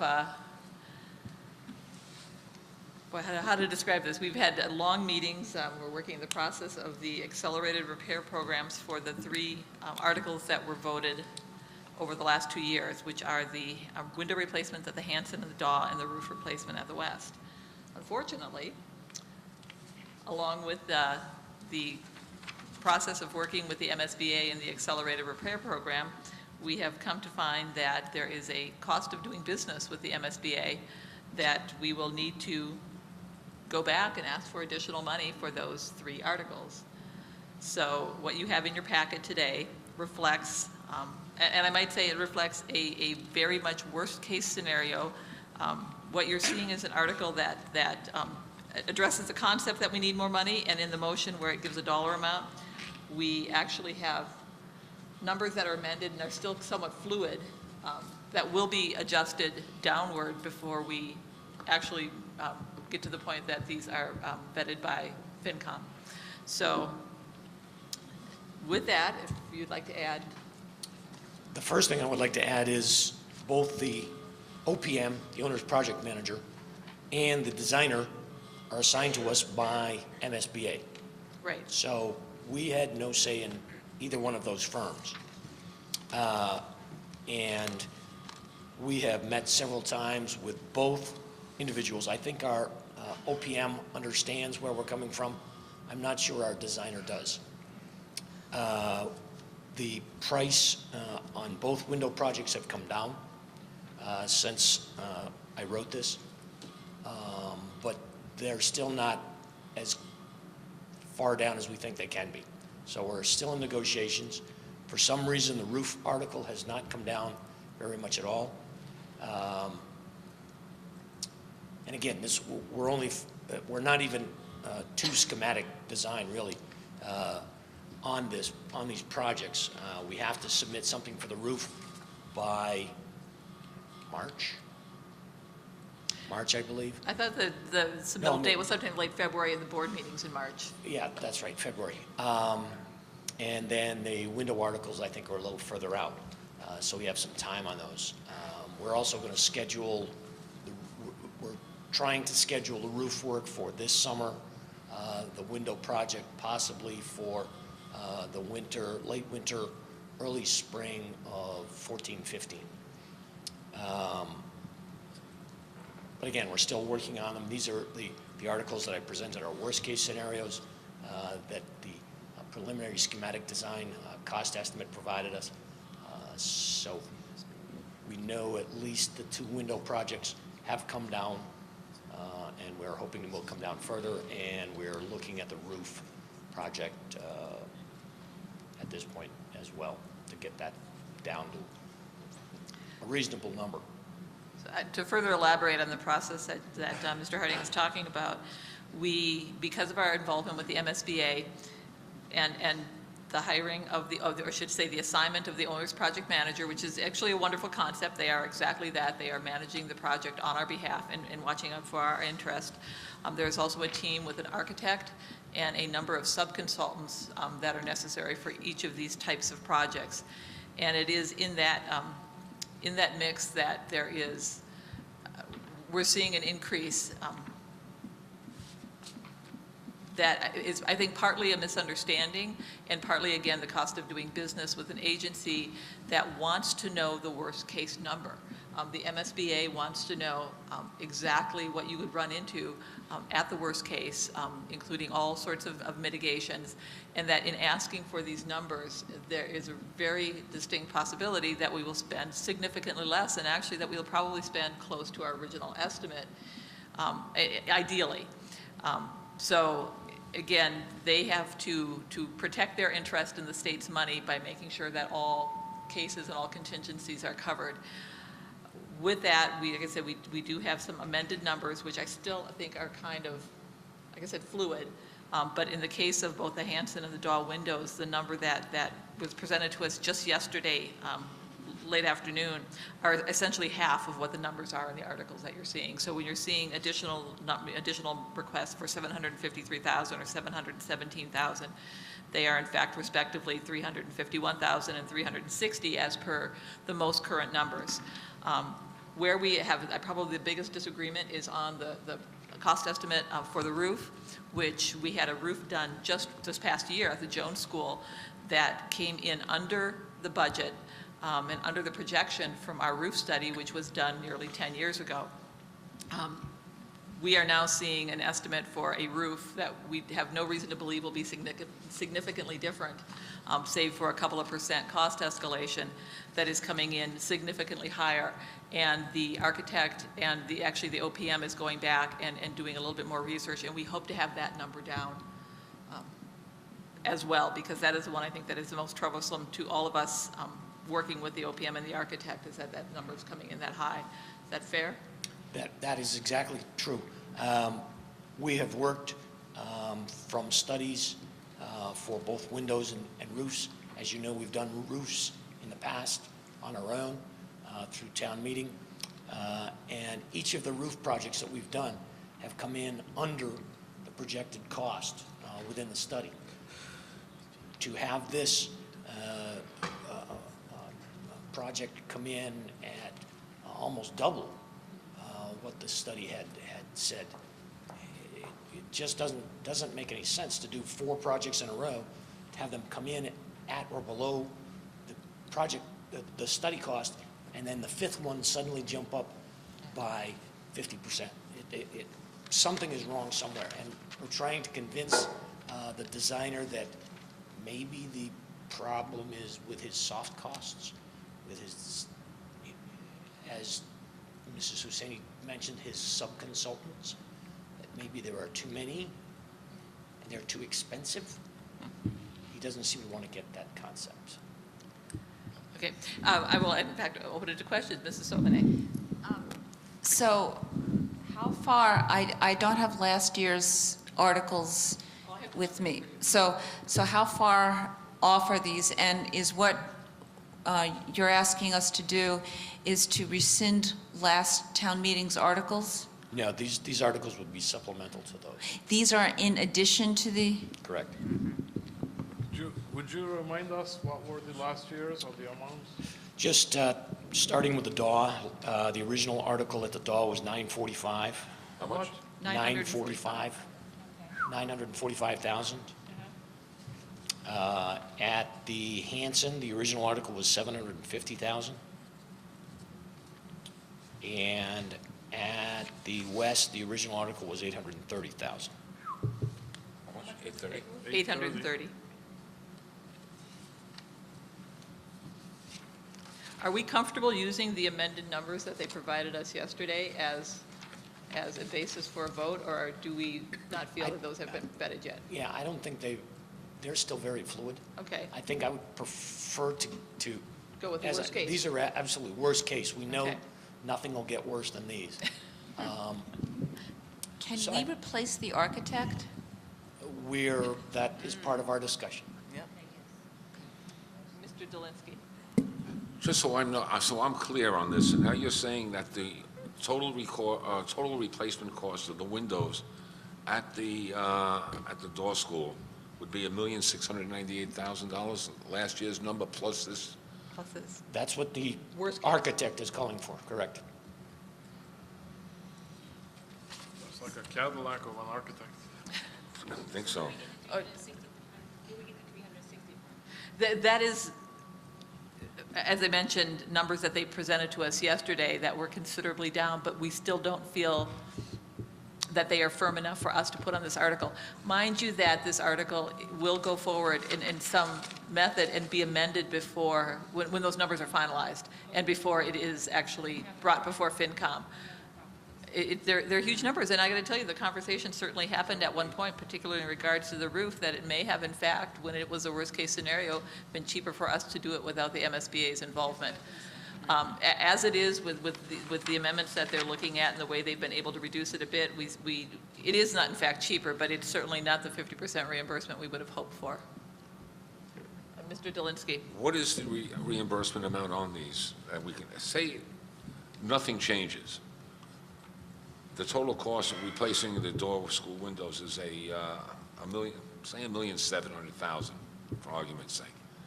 What's the reimbursement rate? We would be reimbursed, the rate is the same for all three projects at 54.16. So if the project stayed at 1698000, we would be reimbursed $919,637. Say that again, I'm sorry, Joel. 919,637 would be the amount was being reimbursed.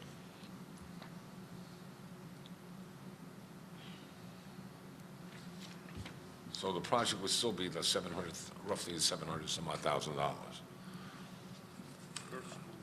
for that school.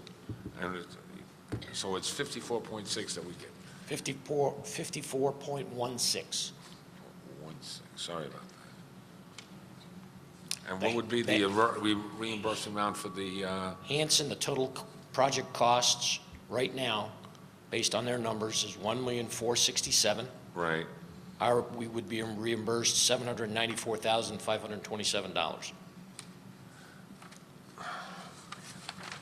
And the last one for the? West Roof, $1,452,000. Right. Reimbursed $786,403. Now, the other question I have, if you don't mind, is that do we have to borrow the full amount? Yes. Like I said, we definitely have to borrow the full amount. You We can't get have around to it. borrow the full amount. Full amount. Full amount. I checked with MSBA and our OPM this morning. I came in this morning. I was on a personal day today, but I came in because I knew George was going to ask this question. So I emailed the MSBA and our OPM and asked them that specific question. Must we have full reimbursement? And they said yes. Now, the other question is, and I'm not the accountant, the town accountant would probably be better off giving us an answer. Do we have to borrow the full amount all one time, or would it be better off borrowing as the project goes along up to that full? We have to borrow the full amount, one shot. Do we have to, actually, I want to question that. Do we have to authorize the borrowing? We have to authorize the borrowing. How Whether the we have town chooses to borrow in increments for They reimbursement can't tell us that. is No, there, they yeah. can't. Yeah, that's, How we borrow it, they can't tell us, but Right. we have to have the appropriation, I guess, would be a better. So to get the reimbursement, we have to borrow the whole amount. We have to authorize the whole amount, yes. And are we, Please, I'm sorry. just go ahead. Again, are we looking at other designers? Because this is steep. We have to, again, it's not our designer. This is MSBA's designer. So in order to have this designer removed, we kind of have to prove that he's doing bad Okay. things. Okay. And we have to go through Okay. our OPM, who has to go to MSBA, who has to, and they may not take him off. In the meanwhile, the kids don't have good windows in the building. I'm going back to the children now. Well, I mean, this could be a fairly quick process to get him off. And if we're going to do it, we need to do it now while Okay. we're still in schematic. But they could do other things besides just take him off. They could take his sub-consultants off and leave him. They could, How is this going to affect the warmth of the kids over the winter in the building? There's my question. this year, it's not going to affect them. Okay, Next year, it'll help. okay.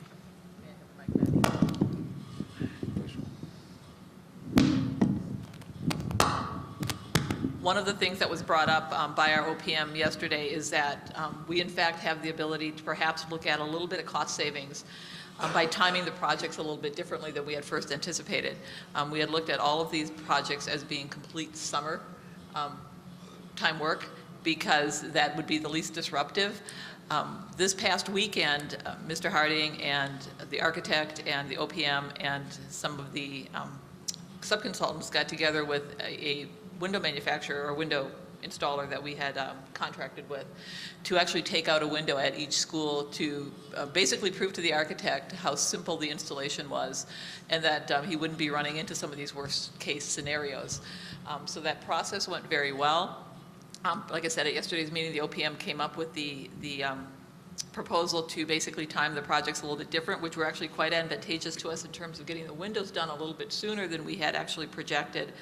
And then phasing the roof so that the bulk of the disruptive work is over the summer, but that the finishing work would happen while the school year was on, which has been done at other schools, thinking that that could save us perhaps close to a 10% labor savings in by not cramming it all into summer when these contractors are really trying to work and maybe attracting a larger pool of contractors who'd be looking for work off season, if you will. So like I said, there is potential here for further savings, but because of where we're at with the architect, and in particular their structural sub, who's a very high-end sub and has a great deal of involvement, actually double the involvement of the architect themselves in terms of fee, we are still pursuing all the routes that we have to see if the MSBA would be amenable to us replacing this designer. I guess I just want it without least amount of disruption to the educational process. That's my concerns. None of this looks like it would. The windows in particular at the Hanson are all very easy to remove from the outside, not even an inside classroom disruption. Yeah. Mr. Zielinski? Question, Joel. In the back of my mind, I keep feeling that I'm getting played on this thing. Knowing your expertise, knowing your background, knowing what you've been able to accomplish for the school system,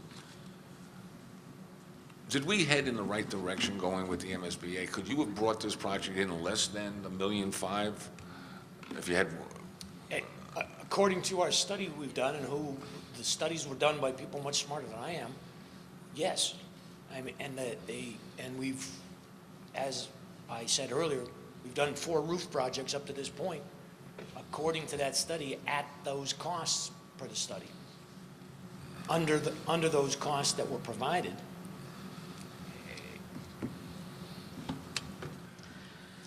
Dr. Ural. Hi, Joel. Hi. I'm a little confused about this. So this project has been, last meeting we talked about accelerated repair projects being on March 26th meeting of the MSBA. So are these projects? These are these projects, and they're still on track to be on that agenda. So so these projects have not been approved yet? Or? No, the actual, we were approved in that we were invited into the process and we were assigned an OPM and a designer. The next step of it is after they do the schematic design and come back with the actual cost, all projects and because all 3 of our projects appear at the MSBA as a single approval, they all go back to the MSBA as one for them to vote on funding the actual construction costs. Okay, so for we already paid the architect for his services? Through early part of schematic and the OPM. Well, I should say, we and the MSBA, it is a shared cost. So that one was authorized in the town meeting the year before or last year? Last year. Or is it part of that, like a 945 you're talking about? The 945 that's been approved that for the DAW windows. Yes. For the OPM and for the architect, we take a certain percentage out of each article for what they're doing. So for the OPM, they have a set fee that the MSBA has set, that this is their set fee for this section of the project. The architect provided us with a fee. Each portion of those two fees for the OPM and for the project architect come out of three individual articles. So that one, I would like to add to that, in neither case, the OPM or the architect, is it that the entirety of the fee is out of line. The MSBA sets the fee and they cannot exceed it. We know that the OPM has actually done a great deal of work in excess of what that fee is in our interest and on our behalf. Where the issue comes into play is what we feel the architect's proposals are for construction solutions and for design that are not in line with what we would have chosen. so my question is, let's take the DAW school, for example. How much of the 945 we already spent or incurred or earmarked for the OPM and... Probably less than $10,000 total. Oh, so small fraction. Yeah. Okay. The second question I have is, this article says to be expanded under the direction of the school facility committee. What is the legal standing and the composition of the school facility committee? Why don't we do it under the school committee? What is the school facility committee? Facilities committee is the committee that meets. Dr. Rizzi is a member of the school facilities committee, Mrs. Husseini. This is basically how the original article was written and approved at town meeting to be funded, because they were the original, I guess, proponents of the articles to be put forward. So who's on the school facility committee? Dr. Rizzi, Mrs. Husseini, myself, Doug Zorn, is the chair. Daniel Wheeler, Justin Alpert, and Dick Fitzgerald. And Lou Gito. I'm sorry, Lou. Lou Gito, correct. And it is a committee that was appointed, I believe, by this body years ago, and in essence are acting in the place of a building committee for this type of project. Yes, Dr. I'll Rizzi, just fill in a please. little of the history. There was a joint committee appointed by both the school committee and the Board of Selectmen when the master plan, the facilities master plan, the article to pay for it, and then the design of the master plan, the delivery of the master plan to town meeting, at which point the school committee and the Board of Selectmen went in a little bit different ways in terms of embracing the plan to use it, to actually make upgrades and so forth in the facilities. So the school committee then basically adopted the same sort of committee to continue advising this body on how to use the facilities master plan and to advise on the timetable for various repairs to the buildings, largely using that plan. Mr. Harding. And there was another offshoot committee, as a matter of fact, and it hasn't met, but the feasibility committee also was an offshoot of the facilities master planning committee, one for basically repairs and maintenance, which is our committee, and Mrs. Songlier's committee is the feasibility committee, which is looking into the replacement of the high school and South School. Well, the million here and million there, I think it's adding up to a large amount of money. And it appears that the school facility committee has not been elected by the public or the resident of Stoughton. Wouldn't it make more sense to put it under the direction of the school committee, where everybody is directly elected by the public? I guess my question with that is, a building committee is never elected directly by the public either, yet they manage very large amounts of money in overseeing projects. Sometimes you need to have, like in the case of Mr. Zorn, who's in construction management at a very high level, that kind of expertise and oversight that the people, and Mr. Albert, who's an architect, bring to the table.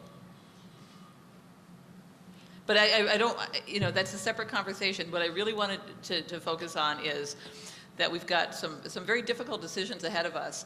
And unfortunately, the decisions are often, basically either self-fund or do without some of these projects or delay them even further. We are in line with the MSBA to do this. Like I said, we do realize that there is probably up to a 15-20% cost of doing business with the MSBA that we were going to incur. We didn't realize how high it would be when we first signed on for that. But that isn't without reason to think that there is an escalation because of the oversight that they require and the people that they are throwing at the project and requiring us to use. I am personally less bothered by that amount because, like I said, it is in fact in their interest to protect the taxpayers' money, and that they are looking at worst case scenarios. We are, however, shocked by the amounts that we're seeing, knowing that, as I mentioned, we're putting forward, if we do choose to do so at this point, articles that have a very large dollar amount on them, and knowing right off the top that the Hanson and Daw amount will probably be about half what is indicated, is really where I'd like the discussion to go so we can make a decision. We have to put articles, if we are going to petition articles, by the end of December, and we have one more meeting to decide what our goal is. So we may not have a vote at this point, but I certainly need to have the discussion. Mr. Dolinsky. Madam Chairman, we can discuss this until the cows come home. We need the windows. We need the roof. There's no argument about that. The problem is the cost. We are not going to be able to sit here and debate this forever. We have to make a decision, one way or the other. Do we ask for another $945,000 with the explanation of what we're going to get back, et cetera? That, I think, is a moot point. Yes, we make that same argument. And we need to get this project moving. And I would make a motion that we put these articles forward as our recommendation from the school committee. No matter what we say is not going to change the numbers at this point. Yes, you can say that we may get a better reimbursement, maybe in changing the architect or whoever the person that's giving us these numbers. Yeah, it's going to be able to come back a little bit lower. We need to get this thing moving. I don't want to sit here and just debate this for another meeting. I say let's vote on it, and let's vote on it now, and let's move ahead. That's all. We'll have the arguments for that.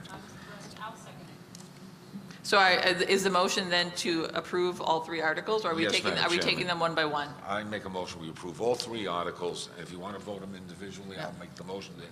I'm fine with as long as the second is for all three. Discussion? Yes, Ms. Sauvanet. I would really like the facilities committee to pursue replacing the architect. And I'd like you to send that message back to the architect himself. Or to the OPM, who's actually protecting our interests. The OPM. We have to. Because this is shocking. It's not going to be us to replace the architect. It's not our okay. not our architect. Once again, ladies and gentlemen out there on TV, it's not our architect. It's the OPM isn't ours either. Okay. So MSBA then the message to the OPM. We have to go through the OPM to the MSBA, have the MSBA replace the architect. If this was our architect, they'd already be gone. Yeah. So or they wouldn't have been hired in the first place, I guess that's the message then, to talk to the OPM further with the message from the school committee that we'd like to pursue having him replaced. Mr. Harding is even in on his day off of talking to.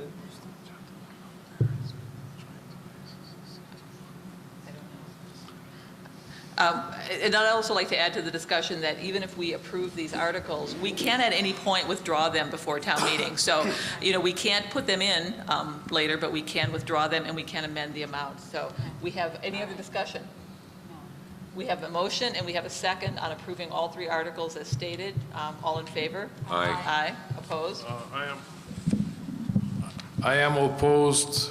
And as a discussion, as a statement of why I'm opposed, I would like to mention that all three items are needed, but I am voting against it because this is under the control of a body that has not been elected by the voters. No, that's fine, noted. While you're here, Mr. Harding, and because otherwise we'd let you go home, is there anything else on, we have a facilities, I can't even talk at this time. We have on our agenda, under old business, facilities. Is there anything that you would like to add about what's coming up on the facilities? The Facilities Committee is going to look at possibly other articles for this coming town meeting. The next items that would be on the agenda to be looked at per our studies would be the windows and the roof at the Gibbons Elementary School.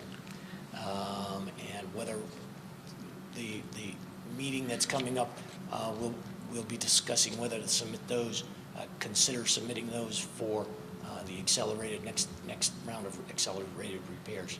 My only concern is with the timing of the facilities meeting, which is on the 18th, and our last school committee meeting before the end of the year is on the 17th.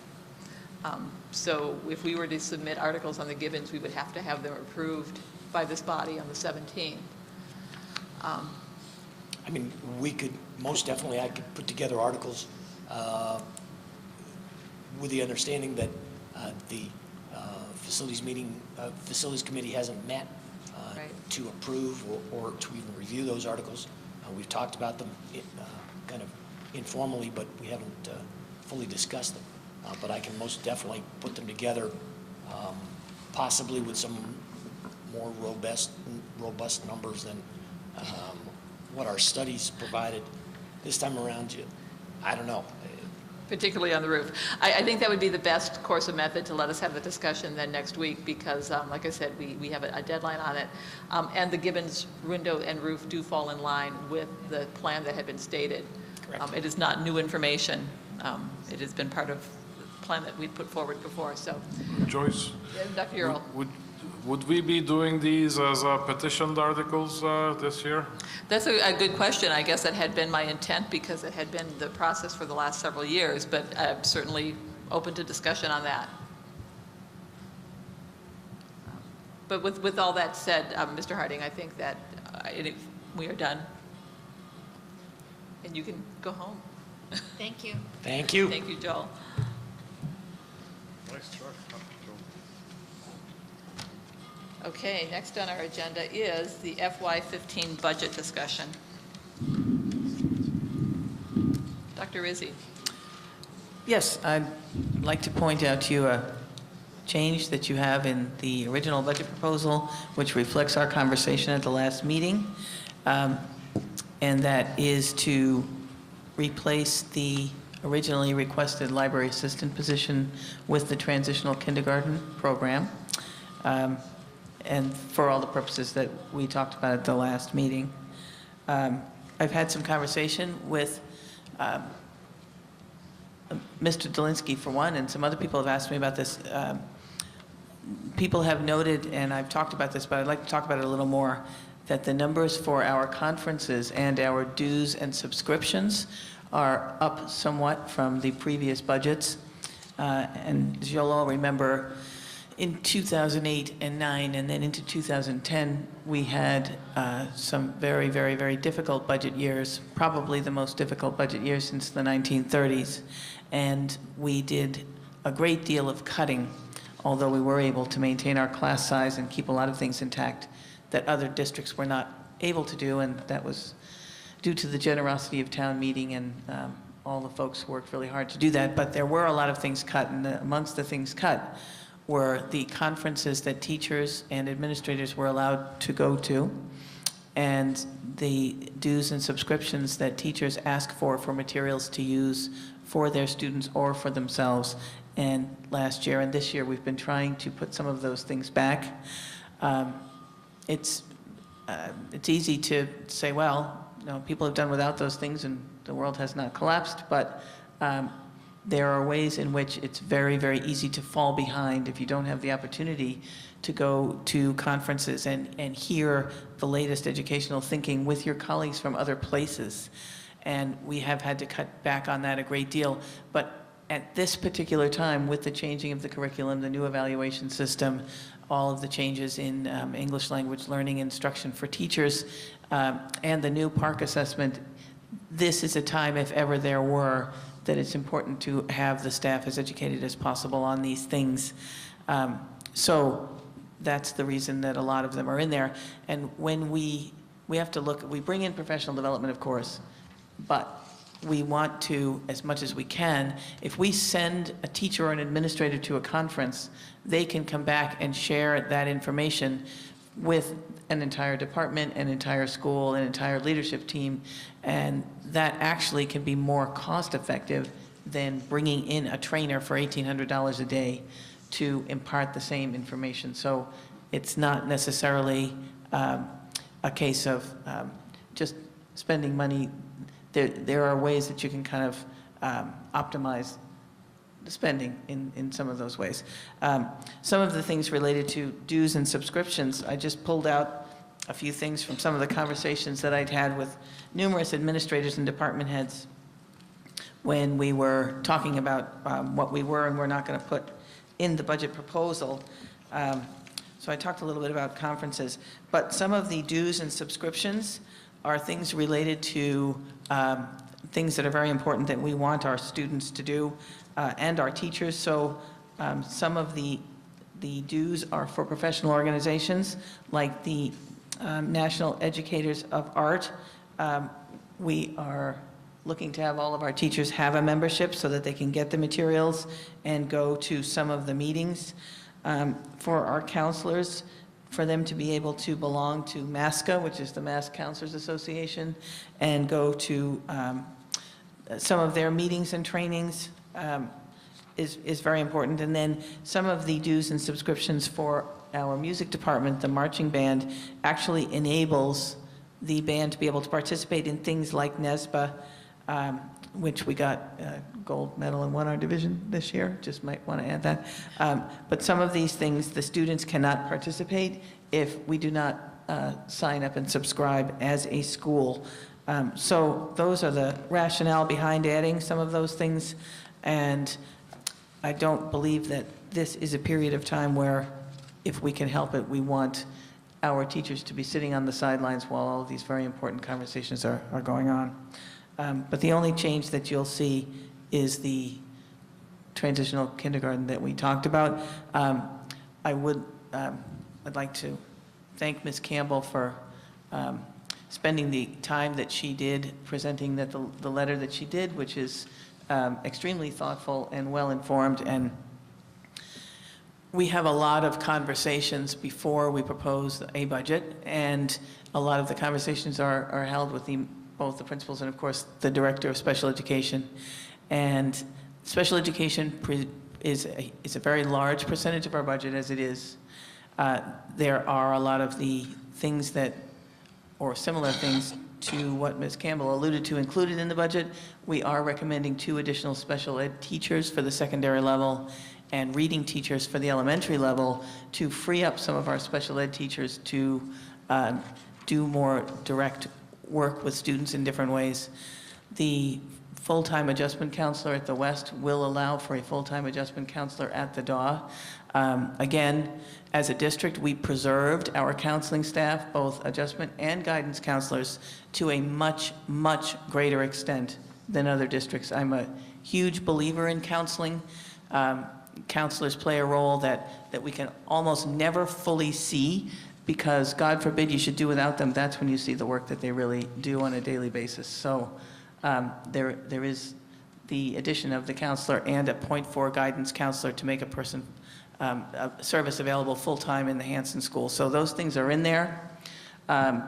Some of the issues that she raised, the special ed administration, we've certainly seen since the cuts have been extremely overworked, which is why you agreed to the transfer to create the early childhood coordinator position, which will actually free up the director of special ed and her assistant to do some of the things that they're not able to do because of the obligations of early childhood, which now they're not going to have to do. It is not my recommendation, nor will it be Mrs. Tucker's, that she be relieved of the job of principal of the Jones School. You've seen her here talking about that job, that role, and how intrinsic she believes it is to her work. So that is not a recommendation, nor will it be one. When we looked at the things that the principals and the other administrators believed that they needed, it came out to be about if we were to have considered the whole list, it would have been about $2 million. As it is, the enhancements and the replacements recommended in this budget come up to about $700,000. So there were 2/3 of the items that the administrators thought that they would need left on the cutting room floor. Many of these are in general education, and some of them, like the transition position, are not being recommended this year. We've already been on a 3-year plan to restore and add the things that we need to move forward in the 21st century, and we will continue over the next couple of years trying to add things back as we can. It was never going to be possible to add everything in a year. It won't be possible to add them in 2. And there's a formula educators use that it can take 7 years to replace a year of cuts. We're 5 years on from the most conspicuous of the cuts, and we're just beginning now to put some of those things back. So many of the concerns that she had, we also had, and we had to make decisions what to put in this year and what to look to next year. So some of those recommendations, we'd actually reached that conclusion before she wrote her missive. Can I have you, while we're talking about Ms. Campbell's letter and recommendations, address real briefly your thoughts on the reestablishment of the elementary language-based learning, and then also the regular evaluation of special ed programming, just so that... Thank you for reminding me of the evaluation. It is, in fact, the case that the special ed department has an institutionalized process for evaluating all the programs, and there are several programs evaluated each year. This is something that is required because of the coordinated program reviews, and it was one thing, in fact, it was something that we tried to address with them before the report came out. The district review said that they thought that there should be more evaluation of special ed programs, after which I sent them a half a dozen evaluations of the most recent programs. It never got into their report that they acknowledged that they saw those, but the evaluation process is ongoing, and there will be continued evaluation of the special education programs.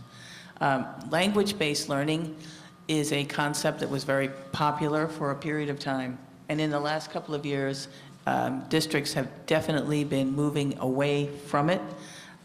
We had a language-based program. It was decided that the students that were in that program could benefit more from inclusion services.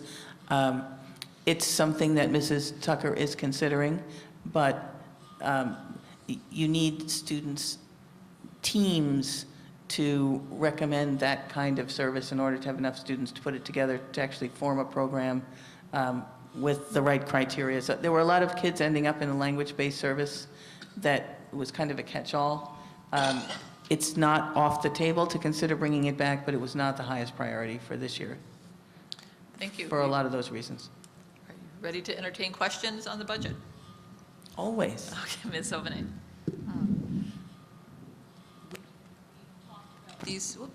We've talked about these kinds of things previously, and I think that this is just what we've been looking for.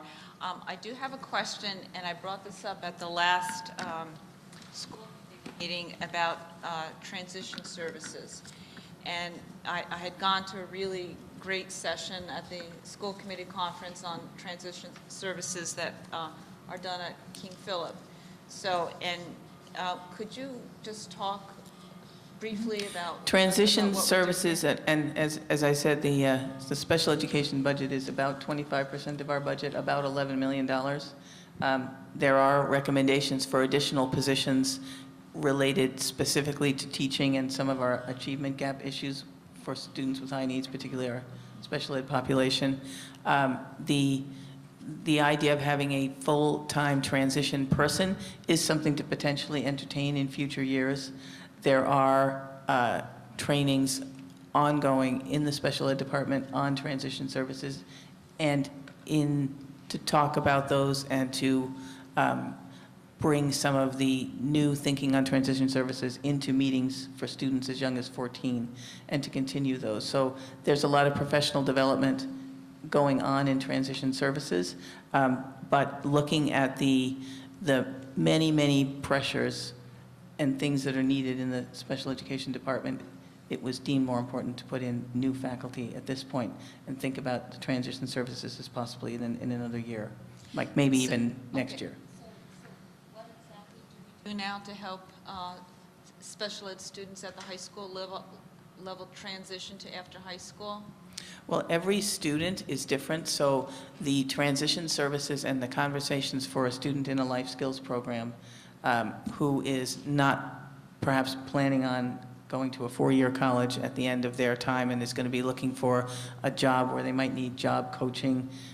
We have job coaching available. Students can go to, say, Stop and Shop with a job coach and learn how to do a whole variety of tasks. And for some students, that would be the way that you'd go. For students who are interested in going to a four-year college but need to be able to identify the kinds of services or programs or colleges particularly that would be most conducive to their being successful, that's a whole different type of transition service. There are referrals to all different kinds of agencies, but particularly Mass Rehab is helpful for students who are going to go into trades so that they can go into training programs for things like marine trades, diesel, air conditioning repair, things. So it really depends on who the student is, what their ambitions are, and those needs and desires and plans are as different or more in the students in that population than even in the general ed population. So each meeting and each student has a transition plan of their own, and then we match the resources to what it is that they're going to be wanting to do, and their parents and the recommendations of the team on what they will be doing. So depending on what their goals are, the transition plan might look very different. Great, thank you. Any other questions? Dr. Earl? Good evening, Dr. Rizzi.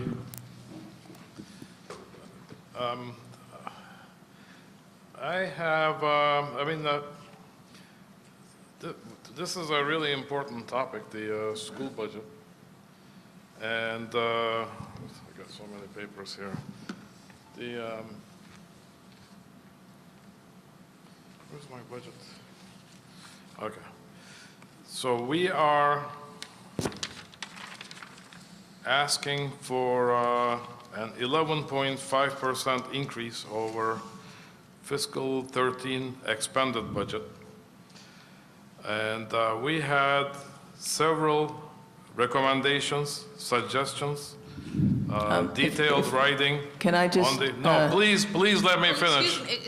Please let me finish, then, I never interrupt you, sir. Well, I just think... Could you please clarify? Yeah, You I'd threw like out a to number clarify that on was the... not on any of our papers. Last year, the town meeting voted it was about a 4% increase. So this year then the requested budget is about a 4% increase, which would be a total increase of 8% over 2 years. Okay, I was talking about not the fiscal 13 budget, I was talking about fiscal 13 expended budget. So this year's budget is 7.2% above the fiscal 13 expended, and next year's budget is fiscal 11.5% above the fiscal 13 expended. The issues, I want all the money that Stoughton can afford to give for the education of the students. It's the utmost importance.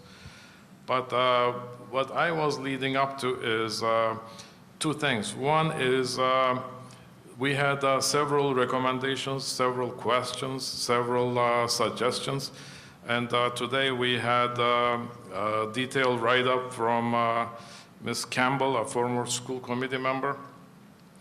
But we are still looking at a budget document from November 8th. That was the original proposal.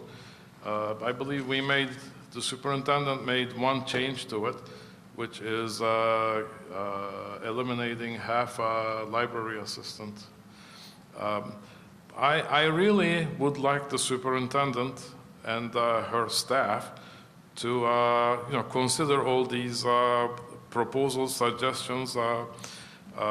give it a good thought instead of arguing them away at the meeting. That's one. The other part of the equation is where we are in the budget. I have asked the superintendent to give me how much of the fiscal 14 budget we spent to date on various accounts. I have also asked her to provide me with fiscal 14 and fiscal 15 revenue projections. It's not only me, the school committee members should be asking for those. And if you remember last year, I was just looking at the minutes from last year. I have been asking those last year too, this time of last year, 3 meetings in a row, and she refused to give them to me. And as a result, I had to abstain from the vote because I could not vote for the budget in good conscience. So same thing is going to happen this year if she doesn't give me the revenue projections and the where we stand on the budget. This year I'm going to vote against it. And the suggestions I made last meeting are still valid. And I would just like to restate those. I have, as I said, the school committee have the authority. We have the authority to transfer money from one account to other. So, arguing about simple amount for this, for that doesn't make it much. Doesn't have much benefit. As school committee, we should state our budget priorities. For me, considering that we are a level 3 district based on the special education deficiencies, our number 1 budget priority should be the special education. And I really encourage the superintendent to look at what the letter from Ms. Campbell is saying. The second priority, our schools are sort of hover around the average in terms of the MCAS results, except one school, the West School, is at the bottom 14%. The superintendent took an exception to that, and she's right in one sense, because according to the DESE, it's at the bottom 23%. Regardless of bottom 23 or bottom 14, we have no excuse not to make all our schools equally good or equally bad. So I want us to allocate in the budget to improve the situation in the West School. I take exception. I'm sorry. Let me finish it, or we can do a debate on. It's up to you. Would you like to debate those? Please finish, and then I'll comment. Yeah, then I'll comment too. But the third one was the middle school science program. I brought it up, and then I asked Miss Sullivan about that. I was really surprised. She said, "Oh, we got all the resources we need. Superintendent gives us everything that we need." So, I have a child in the system, so I have firsthand experience, and I'm surprised she said she has all the resources she needs. The fourth area was repairs to the high school and South School. Those we have identified that they have serious deficiencies. We wrote SOIs 2 years in a row, but even under the best circumstances, even if the SOI is approved in the upcoming year, or in June, we still have a number of years to go before we get a new high school or we get a new South School. In the meantime, we have the kids going there, so they need, if they are, the high school and the South School are so bad, we need to put a priority to improve the situation. And the last priority I had was the fees. Families, especially in tough economic times, they struggle to pay for the fees. I appreciate that our fees are not as high as some of the other districts, but I would like to see some of the fees be reduced. Thank you.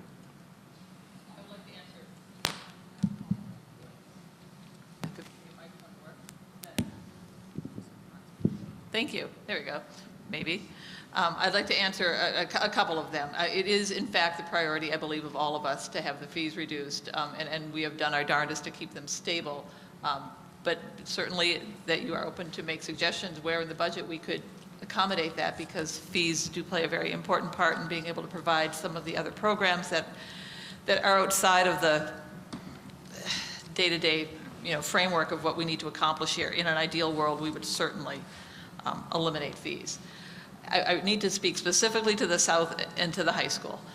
It was the vote of this board, and you, I believe, were on the board when the vote was taken. These buildings are fully maintained. Nobody is in danger because of the conditions of these buildings. The vote of this board was not to spend money on capital improvements, new roofs, new windows, new boilers, that were large ticket items that had life cycles of 30 and 40 years, because it would be irresponsible. We know that the roof on the high school is for instance, a $7 million estimate, which now, if we were to follow the MSBA rules, would probably be a $10, $12, or $14 million expenditure, which quite honestly is just a huge percentage of the cost of what a new building would be. We do in fact repair and patch leaks on the roof of the high school. We just will not, in good faith, put a 40-year roof on a building that we don't even think will be here in 10 years. So it isn't always about planning a year or two out. It is, in fact, long-term. But these schools are maintained on an emergency basis, as are all schools when something happens that is large and needs to be addressed, and they are certainly maintained on a day-to-day basis.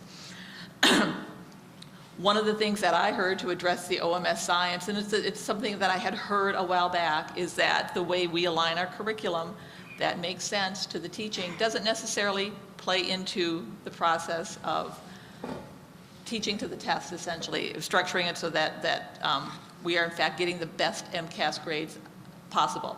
It is a test that is a 3-year cumulative knowledge test. And it is far more important for me as a parent that my child is learning all the skills necessary that make sense in a science curriculum, as opposed to one that's necessarily addressing getting the best test score. So, and that's my personal opinion. I do believe that Dr. Rizzi addressed most of Ms. Campbell's items. We did, in all fairness, receive this email around 5 o'clock today with a letter. I, in fact, read through it as quickly as I could, and there's a great deal of information in there. And I think Dr. Rizzi addressed the fact that several of the items that she has put in there, we are in the process of addressing, or they are part of our long-term plan as we are able, hopefully, to restore positions going forward. We certainly hope that Ms. Campbell has a further conversation with Dr. Rizzi before next week's budget vote, so that we're not making changes if they feel that they're necessary at the last minute. But Ms. Campbell and I had a quite long conversation before this meeting, and I think she feels somewhat confident that we are at least addressing the issues or discussing the issues. So I invite further conversation on that. Going back to a discussion that you and I have had offline, that the whole concept that one can take an expended report and do that in isolation of a conversation. You can see how difficult it is here to have a conversation about specifics within a budget that is essentially, close to $40 million, when there are so many people who have a say in how that budget is expended, from curriculum directors to operations and maintenance and technology, that to put Dr. Rizzi on the spot, if you will, by asking a very specific question about an amount that was expended, really doesn't help anybody get the full answer. I mean, we have all had that opportunity, and most of us have taken the opportunity to sit and have the conversation with Dr. Rizzi. And when they got their answers, it didn't mean that they didn't tell voice their concerns to the public. Ms. Sauvanet just did tonight. I know that she's had the discussion on transitional services, and she had it again tonight for the benefit of the public. You had the opportunity, actually, I know just yesterday, when Mr. Dolinsky said that he was coming in for his budget discussion, and you said you may join him. I know, in fact, because I showed up for a negotiation strategy shortly after that, that they were going through it line by line. And again, giving him the opportunity to ask the question so that she had the resources at hand or could find the answers for him before tonight's meeting. I urge you to do the same. It is not that we're trying to hide anything, it is that we're trying to give the benefit of the full answer to the public, which I believe the public deserves. And Dr. Earle, you've been on this committee now 2 years in your re-elected term? I think I'm the most senior member of this committee. But in the time that I've been on the committee, you have not taken advantage of the fact that you have access to the superintendent to have these conversations. This, quite honestly, it's a huge responsibility of yours to review her, and I don't know how you do that without having that kind of contact. But again, I'm sorry, I've gone off on my own tangent. I hope that I've answered most of your. Yeah, let me address what you said briefly. Well, can I actually let all the members have a chance to speak, because that is in fact our. Okay.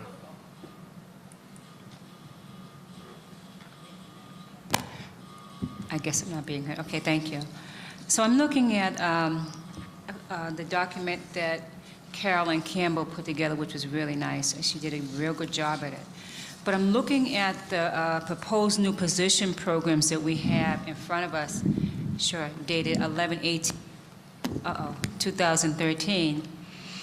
And the amount of money we have for these proposed positions is $787,000. Of that, $373,000 are for special education.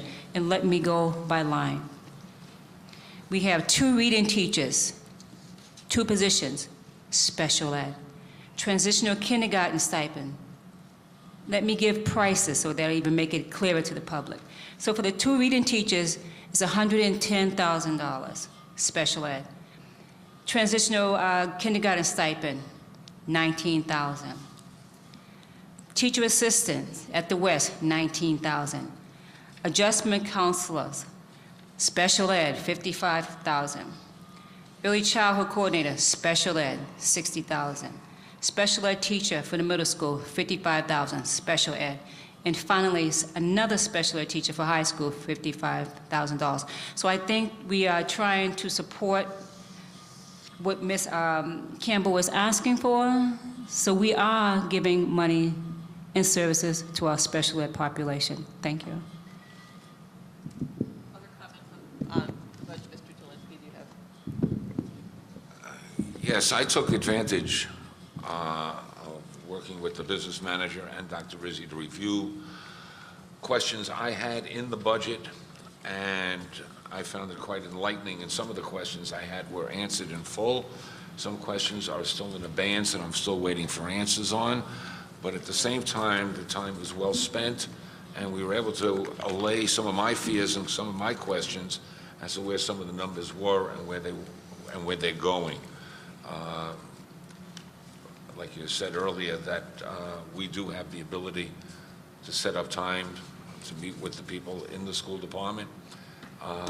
We will, if we're so interested, we'll take advantage of that ability to meet with these people. And I found that it was very enlightening. And like I said, I'll wait to see the answers to some of my questions. There was a few things that I pointed out that had to be looked into and researched.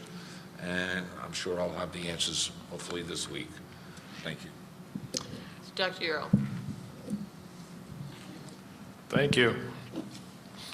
Well, several items need to be addressed. One is asking questions to the superintendent directly. I think that's a great idea. I like to do that. I could do it last week when the superintendent wasn't around. This week is kind of difficult. I hope maybe I will get a chance between now and then.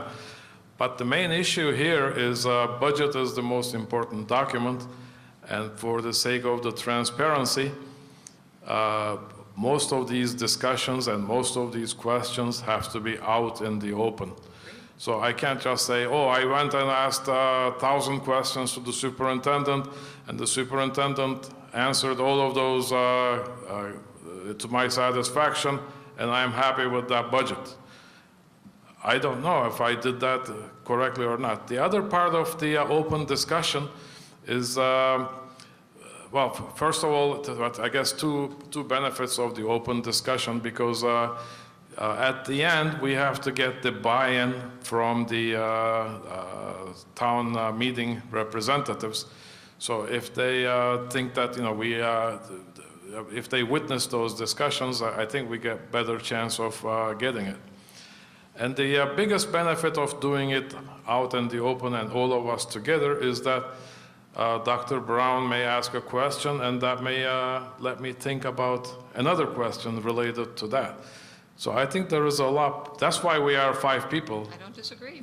So that's why I didn't like this process of, you know, oh, you didn't go to superintendent or Monday or Tuesday. You forgo that chance, and you're a bad boy. I don't like that.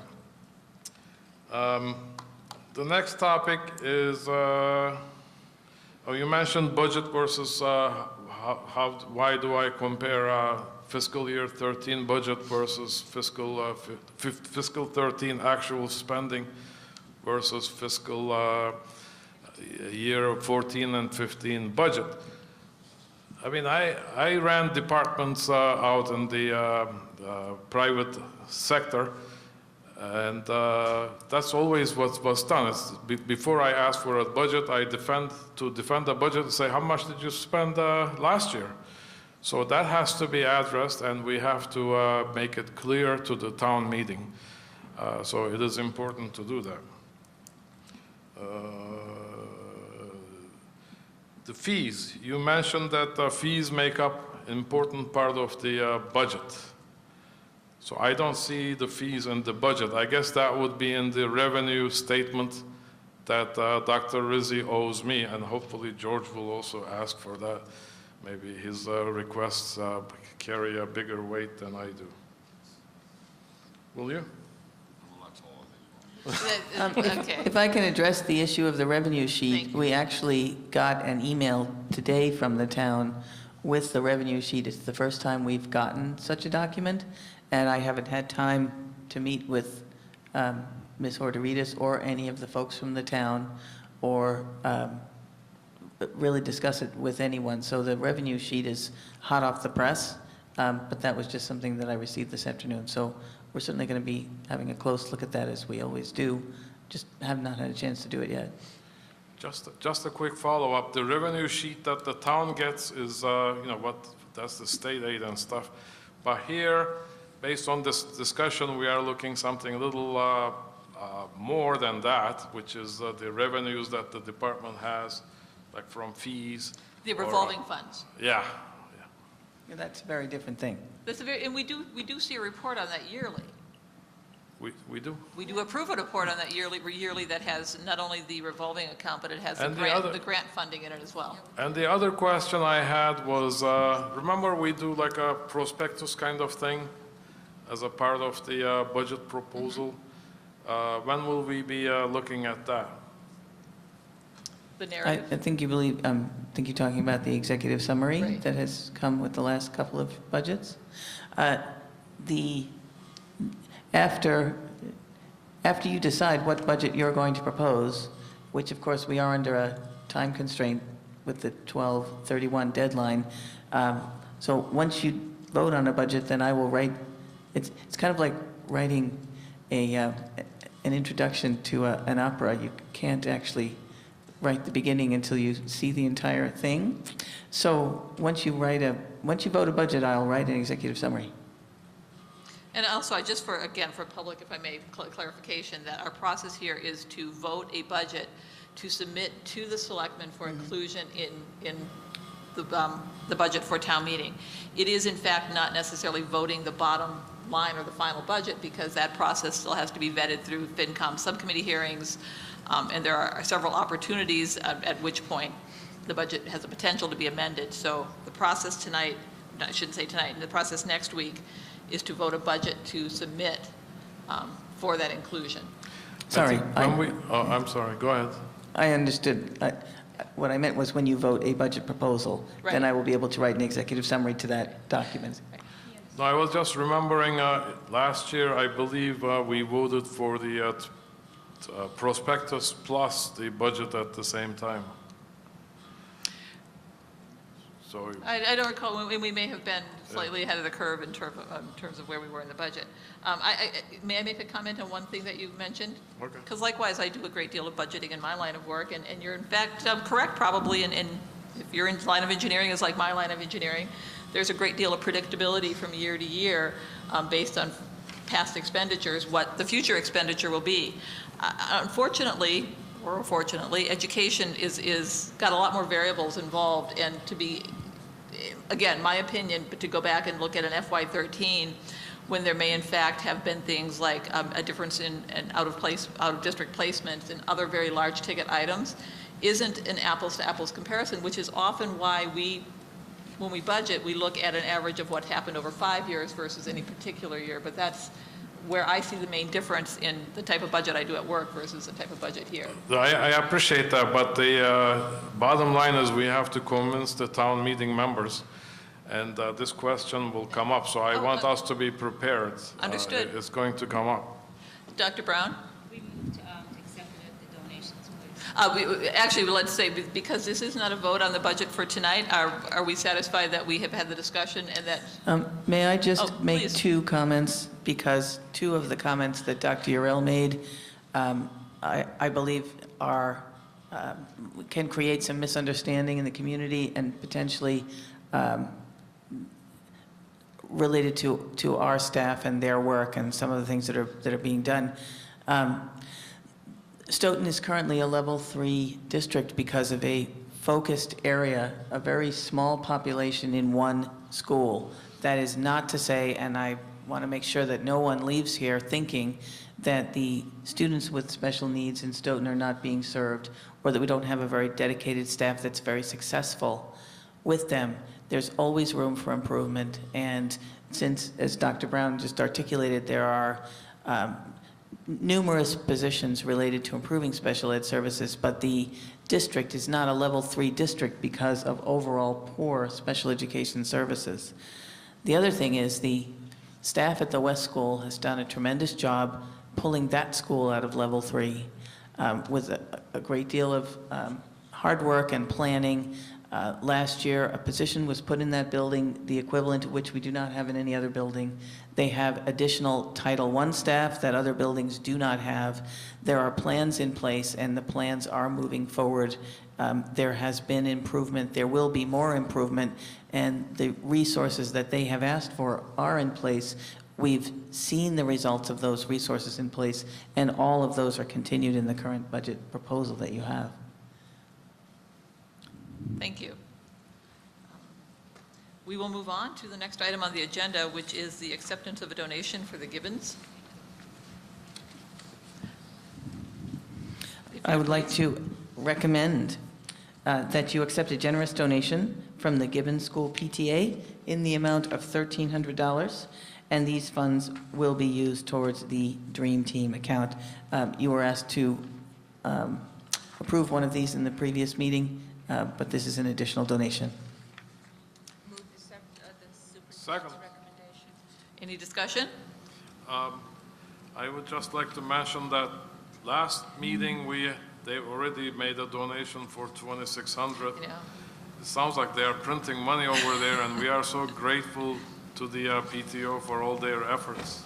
We are absolutely grateful to the PTO at the Gibbons and to all the PTOs for the work that they do in supporting these programs. So yes, thank you. Any other discussion? There is a motion and a second. All in favor? Aye. Aye. That's unanimous. Thank you. Next item on the agenda is the joint meeting with the Board of Selectmen for the purposes of interviewing candidates for the vacancy on the Southeast Regional School Committee. I sent an FYI email to all of you last week asking for your available dates. I've received responses back, or Mary Shea has received responses back from a couple of you. At this point, I need to know from Dr. Brown and from Dr. Ural if you have any of the following dates available. They are, well, actually, it can't be Tuesdays, so. Did you check with the selectmen too? They told me that they wanted a proposal of dates for the last week in January and the first week in February for non-Tuesday dates. That leaves, and I don't know that Fridays are of interest, but it leaves Friday the 31st of January, and it leaves the entire week of the February 3rd, minus, of course, the Tuesday, so the 3rd, the 5th, the 6th, and the 7th. Yes. Okay.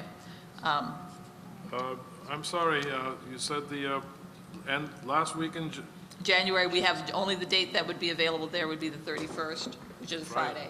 That's a good day for me. Okay, and then on the following week, the week of February 3rd, any day except for the Tuesday. Do all of those dates work for you? I can do any day other than Tuesday. So I will put forward to them January 31st, February 3rd, 5th, 6th, and 7th. They are looking for that response, so thank you. Are we looking at like a 7 o'clock meeting? I would suspect, is that? Okay. So Ms. Husseini, I may have a possible conflict on the 31st. Okay. It's something else I do, so. We're hoping it's not the Friday anyway. But I will knock out that entire week of January then and make it the first week in February. Madam Chair, we're talking February, so that's good. I couldn't hear you. Oh, she's looking at a calendar and wondering out loud, but we are set. Thank you. So can we, I'm not sure my Monday, but any other day is fine. I will leave the Mondays as non-preferred. Okay. Thank you. Correspondence. Just one item, Madam Chairman. Okay. Just a letter that we all received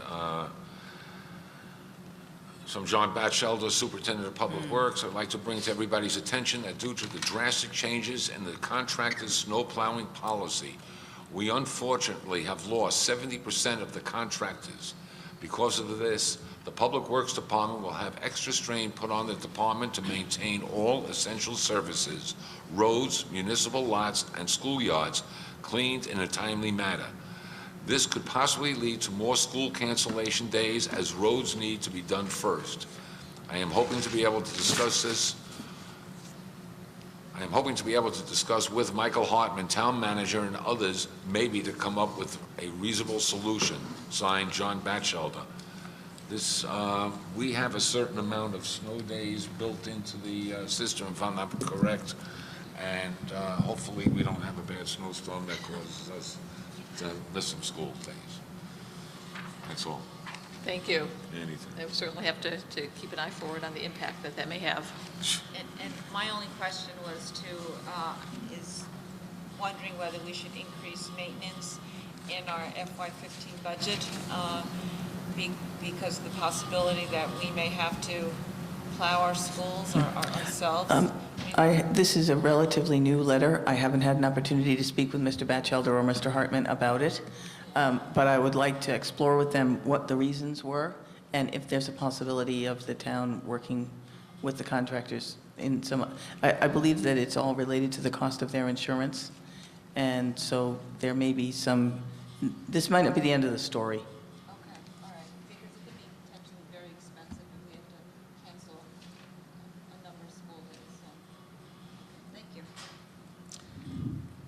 Next on the agenda is old business.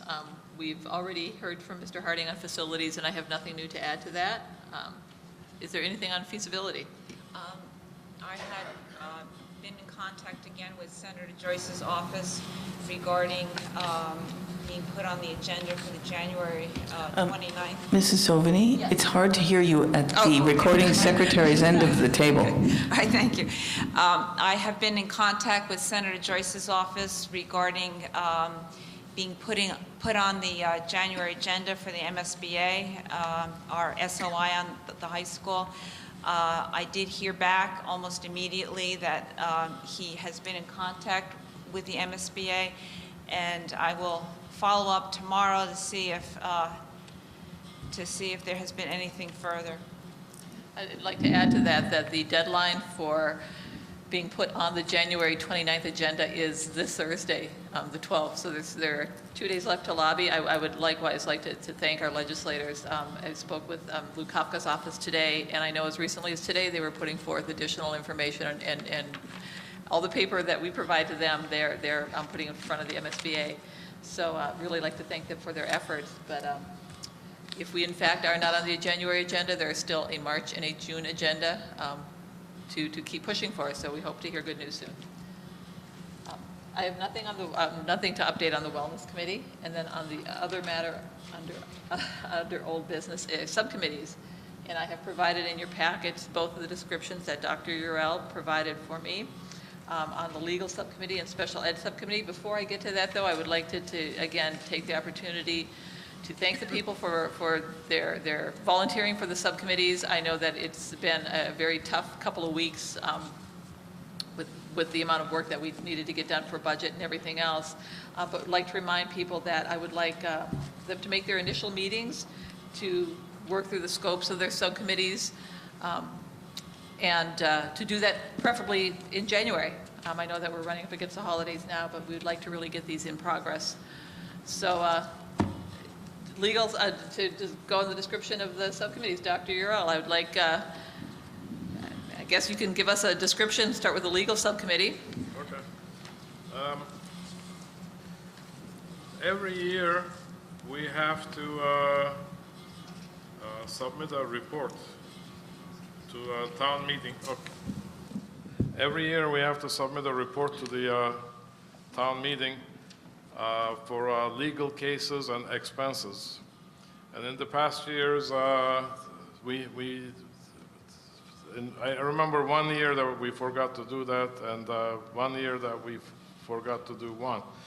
So this would be the purpose of, one of the purposes of this committee, to prepare and certify annual report of legal cases and expenses submitted to the town meeting as required by the town charter. That's the item number 4. Item number 1 is everybody likes to use a lawyer. This committee shall set up policies and procedures governing the district's access and use of the taxpayer-paid school committee and municipal legal resources. Item number 2, this subcommittee shall oversee the school department financial resources allocated and expended on legal fees, because well, we do transfer fees, money to legal. We often underpredict those. Number 3, this subcommittee shall report at least annually as to the amount of legal fees expended by the district broken down by category, including school committee issues, special education, negotiations, general personnel matters, student matters, excluding special education, and general district administration matters. And the 4 I mentioned already shall certify the annual report of legal cases for the town meeting. And the last one is item number 5. This subcommittee shall supervise district employees' communications with the school committee lawyers in situations pertaining to the communicating employees' conduct, actions, or inactions. Well, I guess I'd like to start by, on the legal subcommittee, I guess several of these items to me overlap with subcommittees that we've already put in place. Namely number 1, which is in the creation of a policy. We have a policy subcommittee. And numbers 2 and 3, where it's on the reporting of the financial resources and the allocations expended, is in fact the budget. It's the very description of what the Budget and Finance Subcommittee does, and I don't see that the expenditures on legal fees would be outside of that at all. Skip over number 4 for a second. On number 5, I don't know that there's, and I'm sorry if I didn't catch it all, that if you've alluded to there it being any abuse with the terms of who has the ability to contact, but that has not been my experience. Just so that, again, the public is aware, the attorney works for the school committee. They also work on issues of special education. It has been my experience as chair both times, and it has been with two different legal representation. And they have, in fact, acted a little bit differently to me in my role, that they pretty much run everything by me. I have contact. If I am not the one who makes contact, because oftentimes it is, in fact, an administrative issue. If Dr. Rizzi makes contact, I'm aware of that contact, with the exception of special education. And I don't know that we've had any employees going around that, or the attorney would have reported it to me. I can say that probably wasn't true my first term on the committee when we had different representation. So I'm not sure if there are concerns there, but I'm a little concerned that this subcommittee would in fact conflict with what we've already defined for other subcommittees to do, so. Well, I mean, I propose this because I'm not satisfied with the current situation, because Well, again, I don't mean to interrupt you, I can explain that. Yeah, go ahead. But the current situation doesn't include the subcommittees which have yet to meet. So I guess I'm asking personally that we give it a try with the subcommittees that we've set up and see if it accomplishes the goals that you're looking for. No, because I mean, the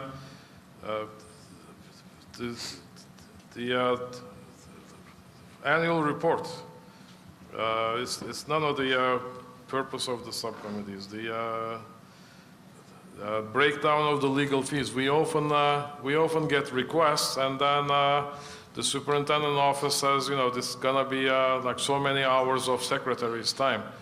I think that that kind of information is public, and it should be available to everybody for the asking, if they so ask. Subcommittee shall oversee school department financial resources allocated and expended on legal fees. So that's not in particular domain of any subcommittee. But how is that different than saying that the budget and finance subcommittee wouldn't be looking at other areas where we would? But the budget finance subcommittee is you know, it's more, again, it's a narrowly defined, it's not all encompassing. I forgot what we said for that. I mean, we can look at that, but I'm pretty sure it's not within the jurisdiction of that committee. I guess it was the ability for those. And the other important factor is let's say the superintendent has access to the school committee lawyer. So there is a situation that involves her conduct, action, or inaction. So I'm comfortable because she has a conflict of interest. She goes to the lawyer, she talks to the lawyer, and then comes back to the school committee and explains what the lawyer has said.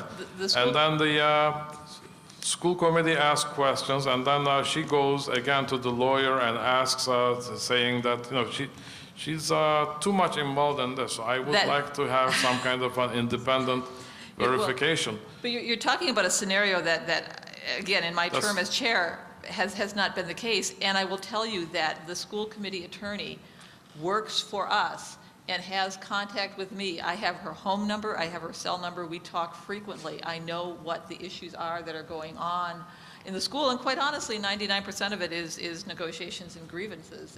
There's really very little, like I said, outside of special ed, which is not something that I feel is appropriate for me to get involved in the details, because it does involve. Well, I'm not satisfied with the current situation. I see and issues with it. Okay. And then the other part is, if you look at in the old bills, I mean, we get to see the school committee lawyers' bills. Mm-hmm. In the old bills, there was a little more detail. Now the bills have gotten so bad that it doesn't tell you which lawyer was serving us. It has a section called General Ongoing. It's like thousands of dollars we pay just for the name of General Ongoing. And I would like to know what those are. Let me open this to discussion for the rest of the committee.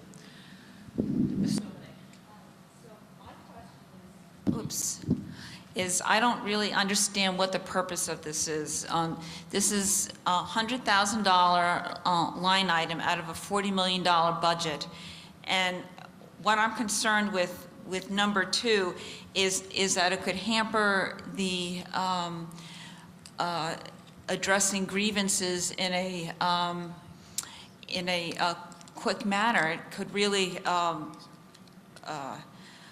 cause unnecessary delays and frankly cost everybody a lot of time.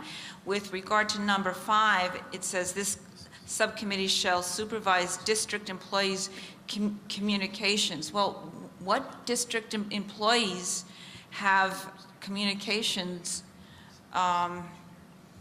with the attorney besides the superintendent and the school committee? And so this seems like micromanaging something that doesn't need to be micromanaged.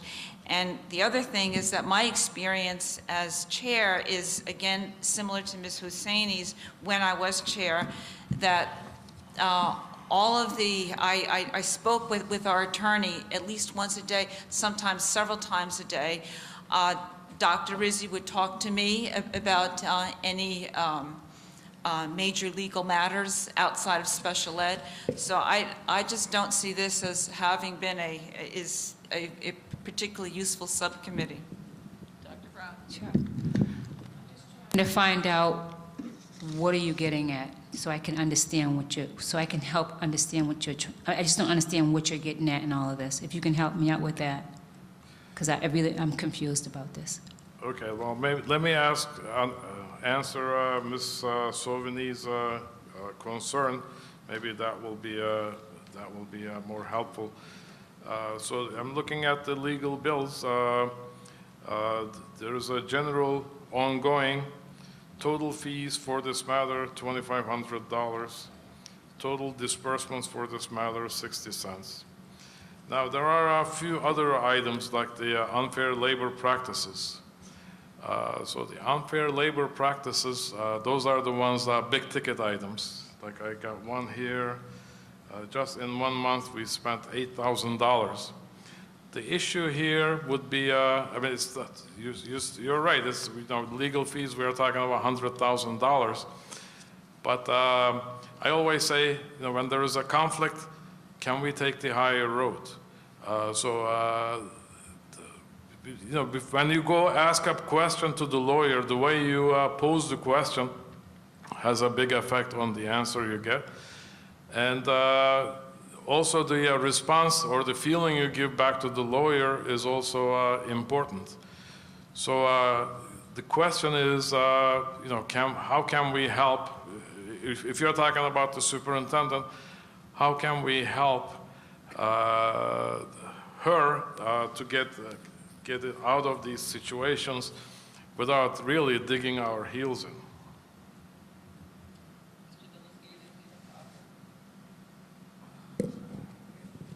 Yeah, just one quick thing. I mean, I think we're gonna beat this thing around for quite a while. I'd like to get home before the blizzard.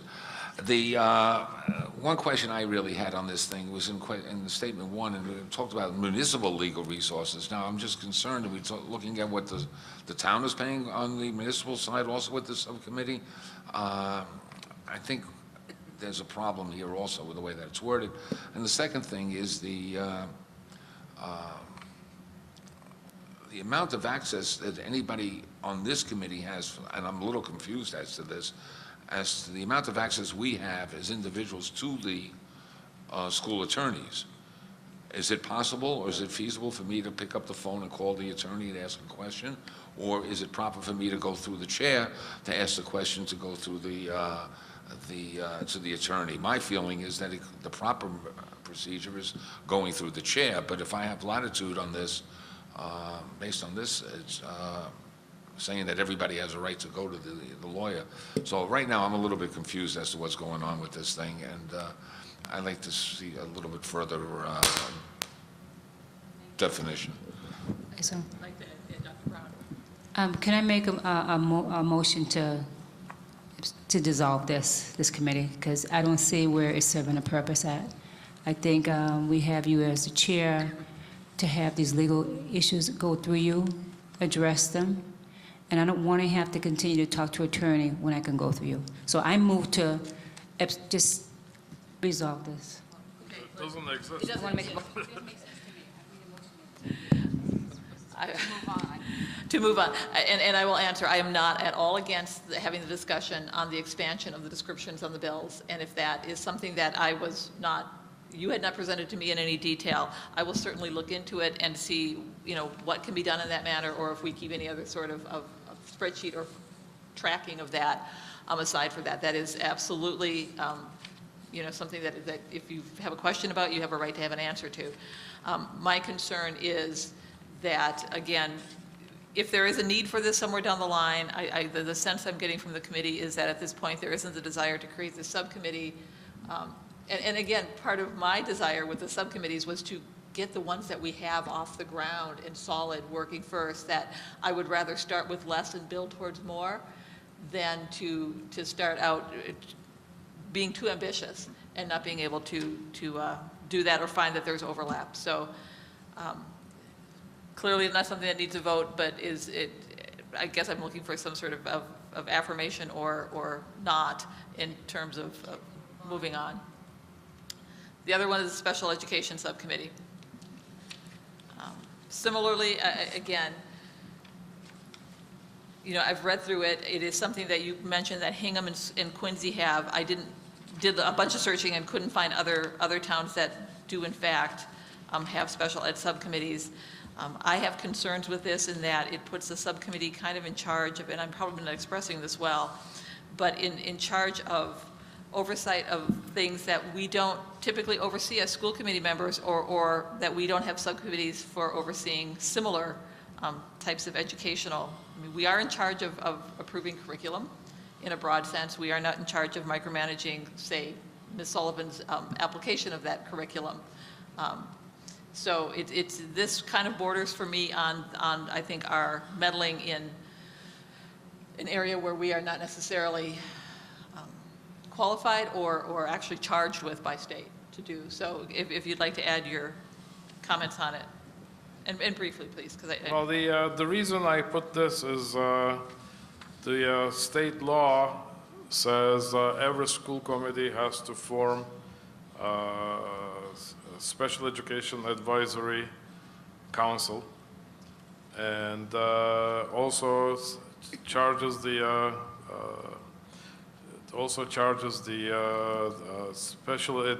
school committee to Special Education Advisory Council to report to the school committee.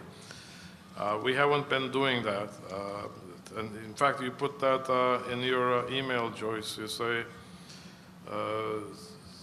Stoughton does have a CPAC, and its reporting mechanism to school committee is through Director of Special Education. So the CPAC,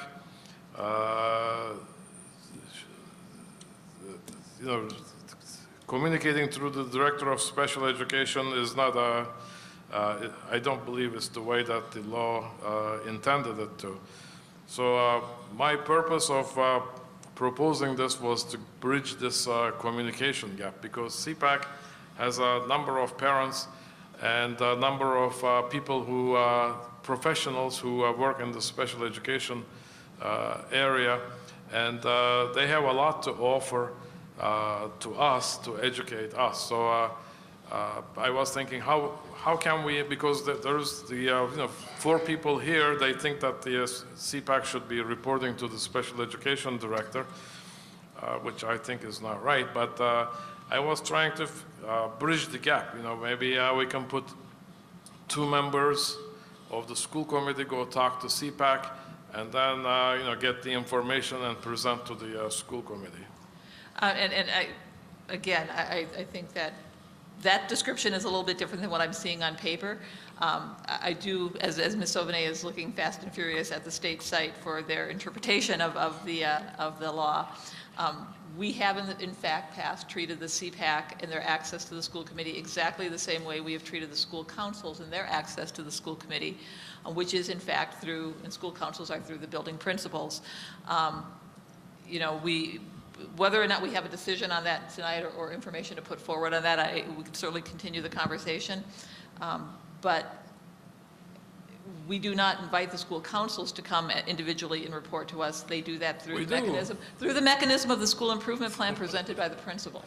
Okay, maybe that's what we can do. We can have this subcommittee to lay the groundwork to have the special CPAC to prepare a the district improvement plan on special education, and let them report to school committee. Maybe you want to do more than one meeting with the school committee. Well, and I think likewise- if we let the CPAC talk directly to the school committee, I agree. This thing is subcommittee is useless. But if we are going to require them to go through the special education administrator, then we need a subcommittee like this to bridge the gap.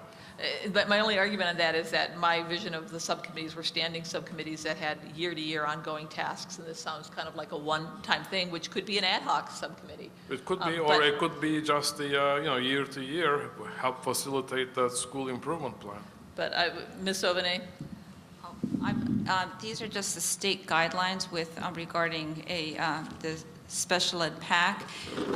A PAC is charged with advising the school committee on special education. From a practical standpoint, the special education administrator is pivotal in developing effective communication with the PAC. However, other leaders in the district may be good collaboration partners. A good relationship between a PAC and a special education administrator will benefit both parties.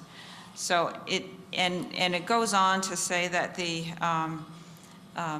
interaction between the special ed PAC is with the school committee through the superintendent and special ed administrator. And frankly, we had such a great letter from the president of the PAC, and we have acted on many of her concerns. There are other concerns that we may not be able to address in this budget, but there are things that enough of us, including me, are concerned about implementing as we go forward into the future. So I think that I can't see how we need to have a redundant second committee. I would ask Ms. Sauvanet to send me whatever she's reading. Oh, okay, And sure. we can have a discussion next week. Absolutely, thank you. Moving on to the acceptance of the minutes for the regular meeting of October 8th. I had some minor corrections. And they are? October 8th. Okay, page 3. I just correcting what I said as opposed to what's written here. Page 3, 1 to the third full paragraph that starts with Dr. Brown. And you go down, so it talks about Ms. Sauvanet, Dr. Rizzi, and Dr. Ural said the MCAS data didn't meet the goals. It's not the MCAS data didn't meet the goals, it's the Gibbon schools did not meet targets. So I'd like to change. Dr. Ural said D, as is written, and correction is Gibbon school did not meet targets for low income, high needs, and African American black students. I don't think I said African American black, I probably said African American. Right here. We'll have to take your word at that, but it sounds in fact. Yeah, I watched the tape. Okay.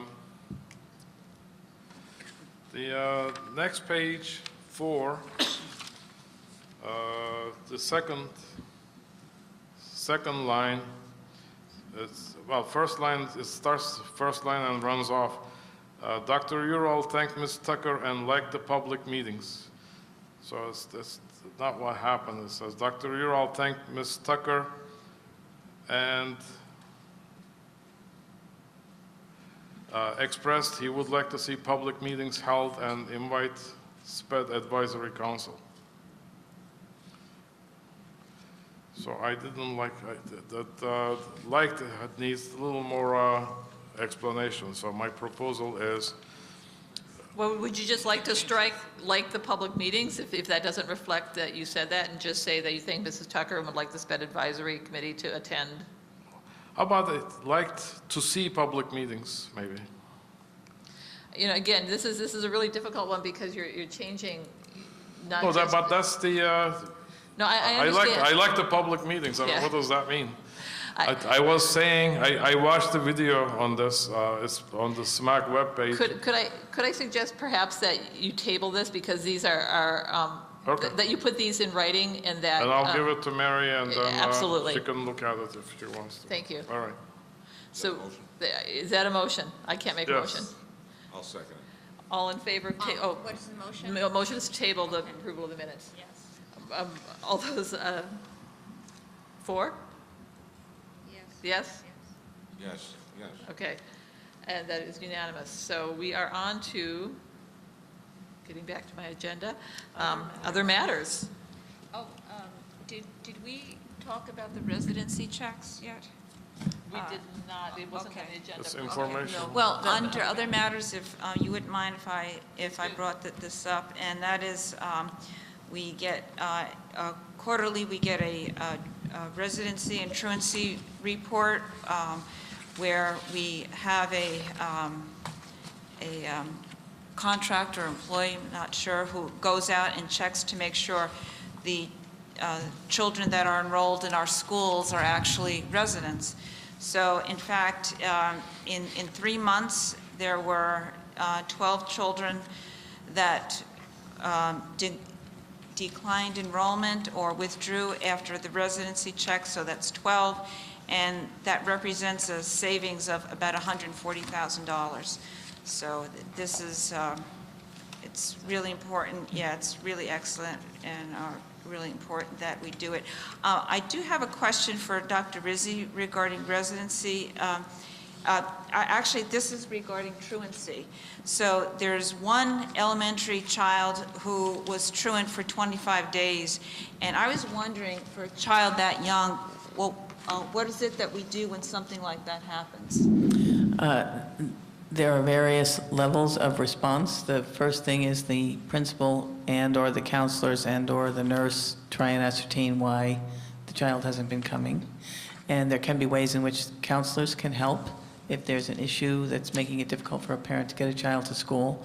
If those kinds of interventions are not successful, then the next level of intervention involves either a filing of a 51A for neglect with the Department of Children and Families, or what used to be called a CHINS for failure to send, which goes through the courts. So that's definitely not the first alternative when looking at trying to figure out why a child isn't coming to school and how to help a family address some of those issues. Sometimes people need help with how to address their morning routine, or there might be any number of reasons of a personal kind. So they do some fact-finding first, but then we have some legal recourses if those things don't work. Thank you. Are there any other matters? Hearing none. We will move on to executive session. Financial warrants will be distributed in the school committee room for signature.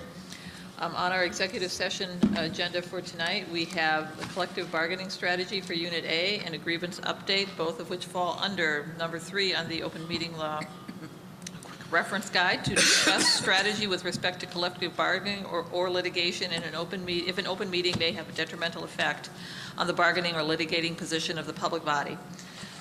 We have no minutes to approve, so we have next regular meeting is December 17th.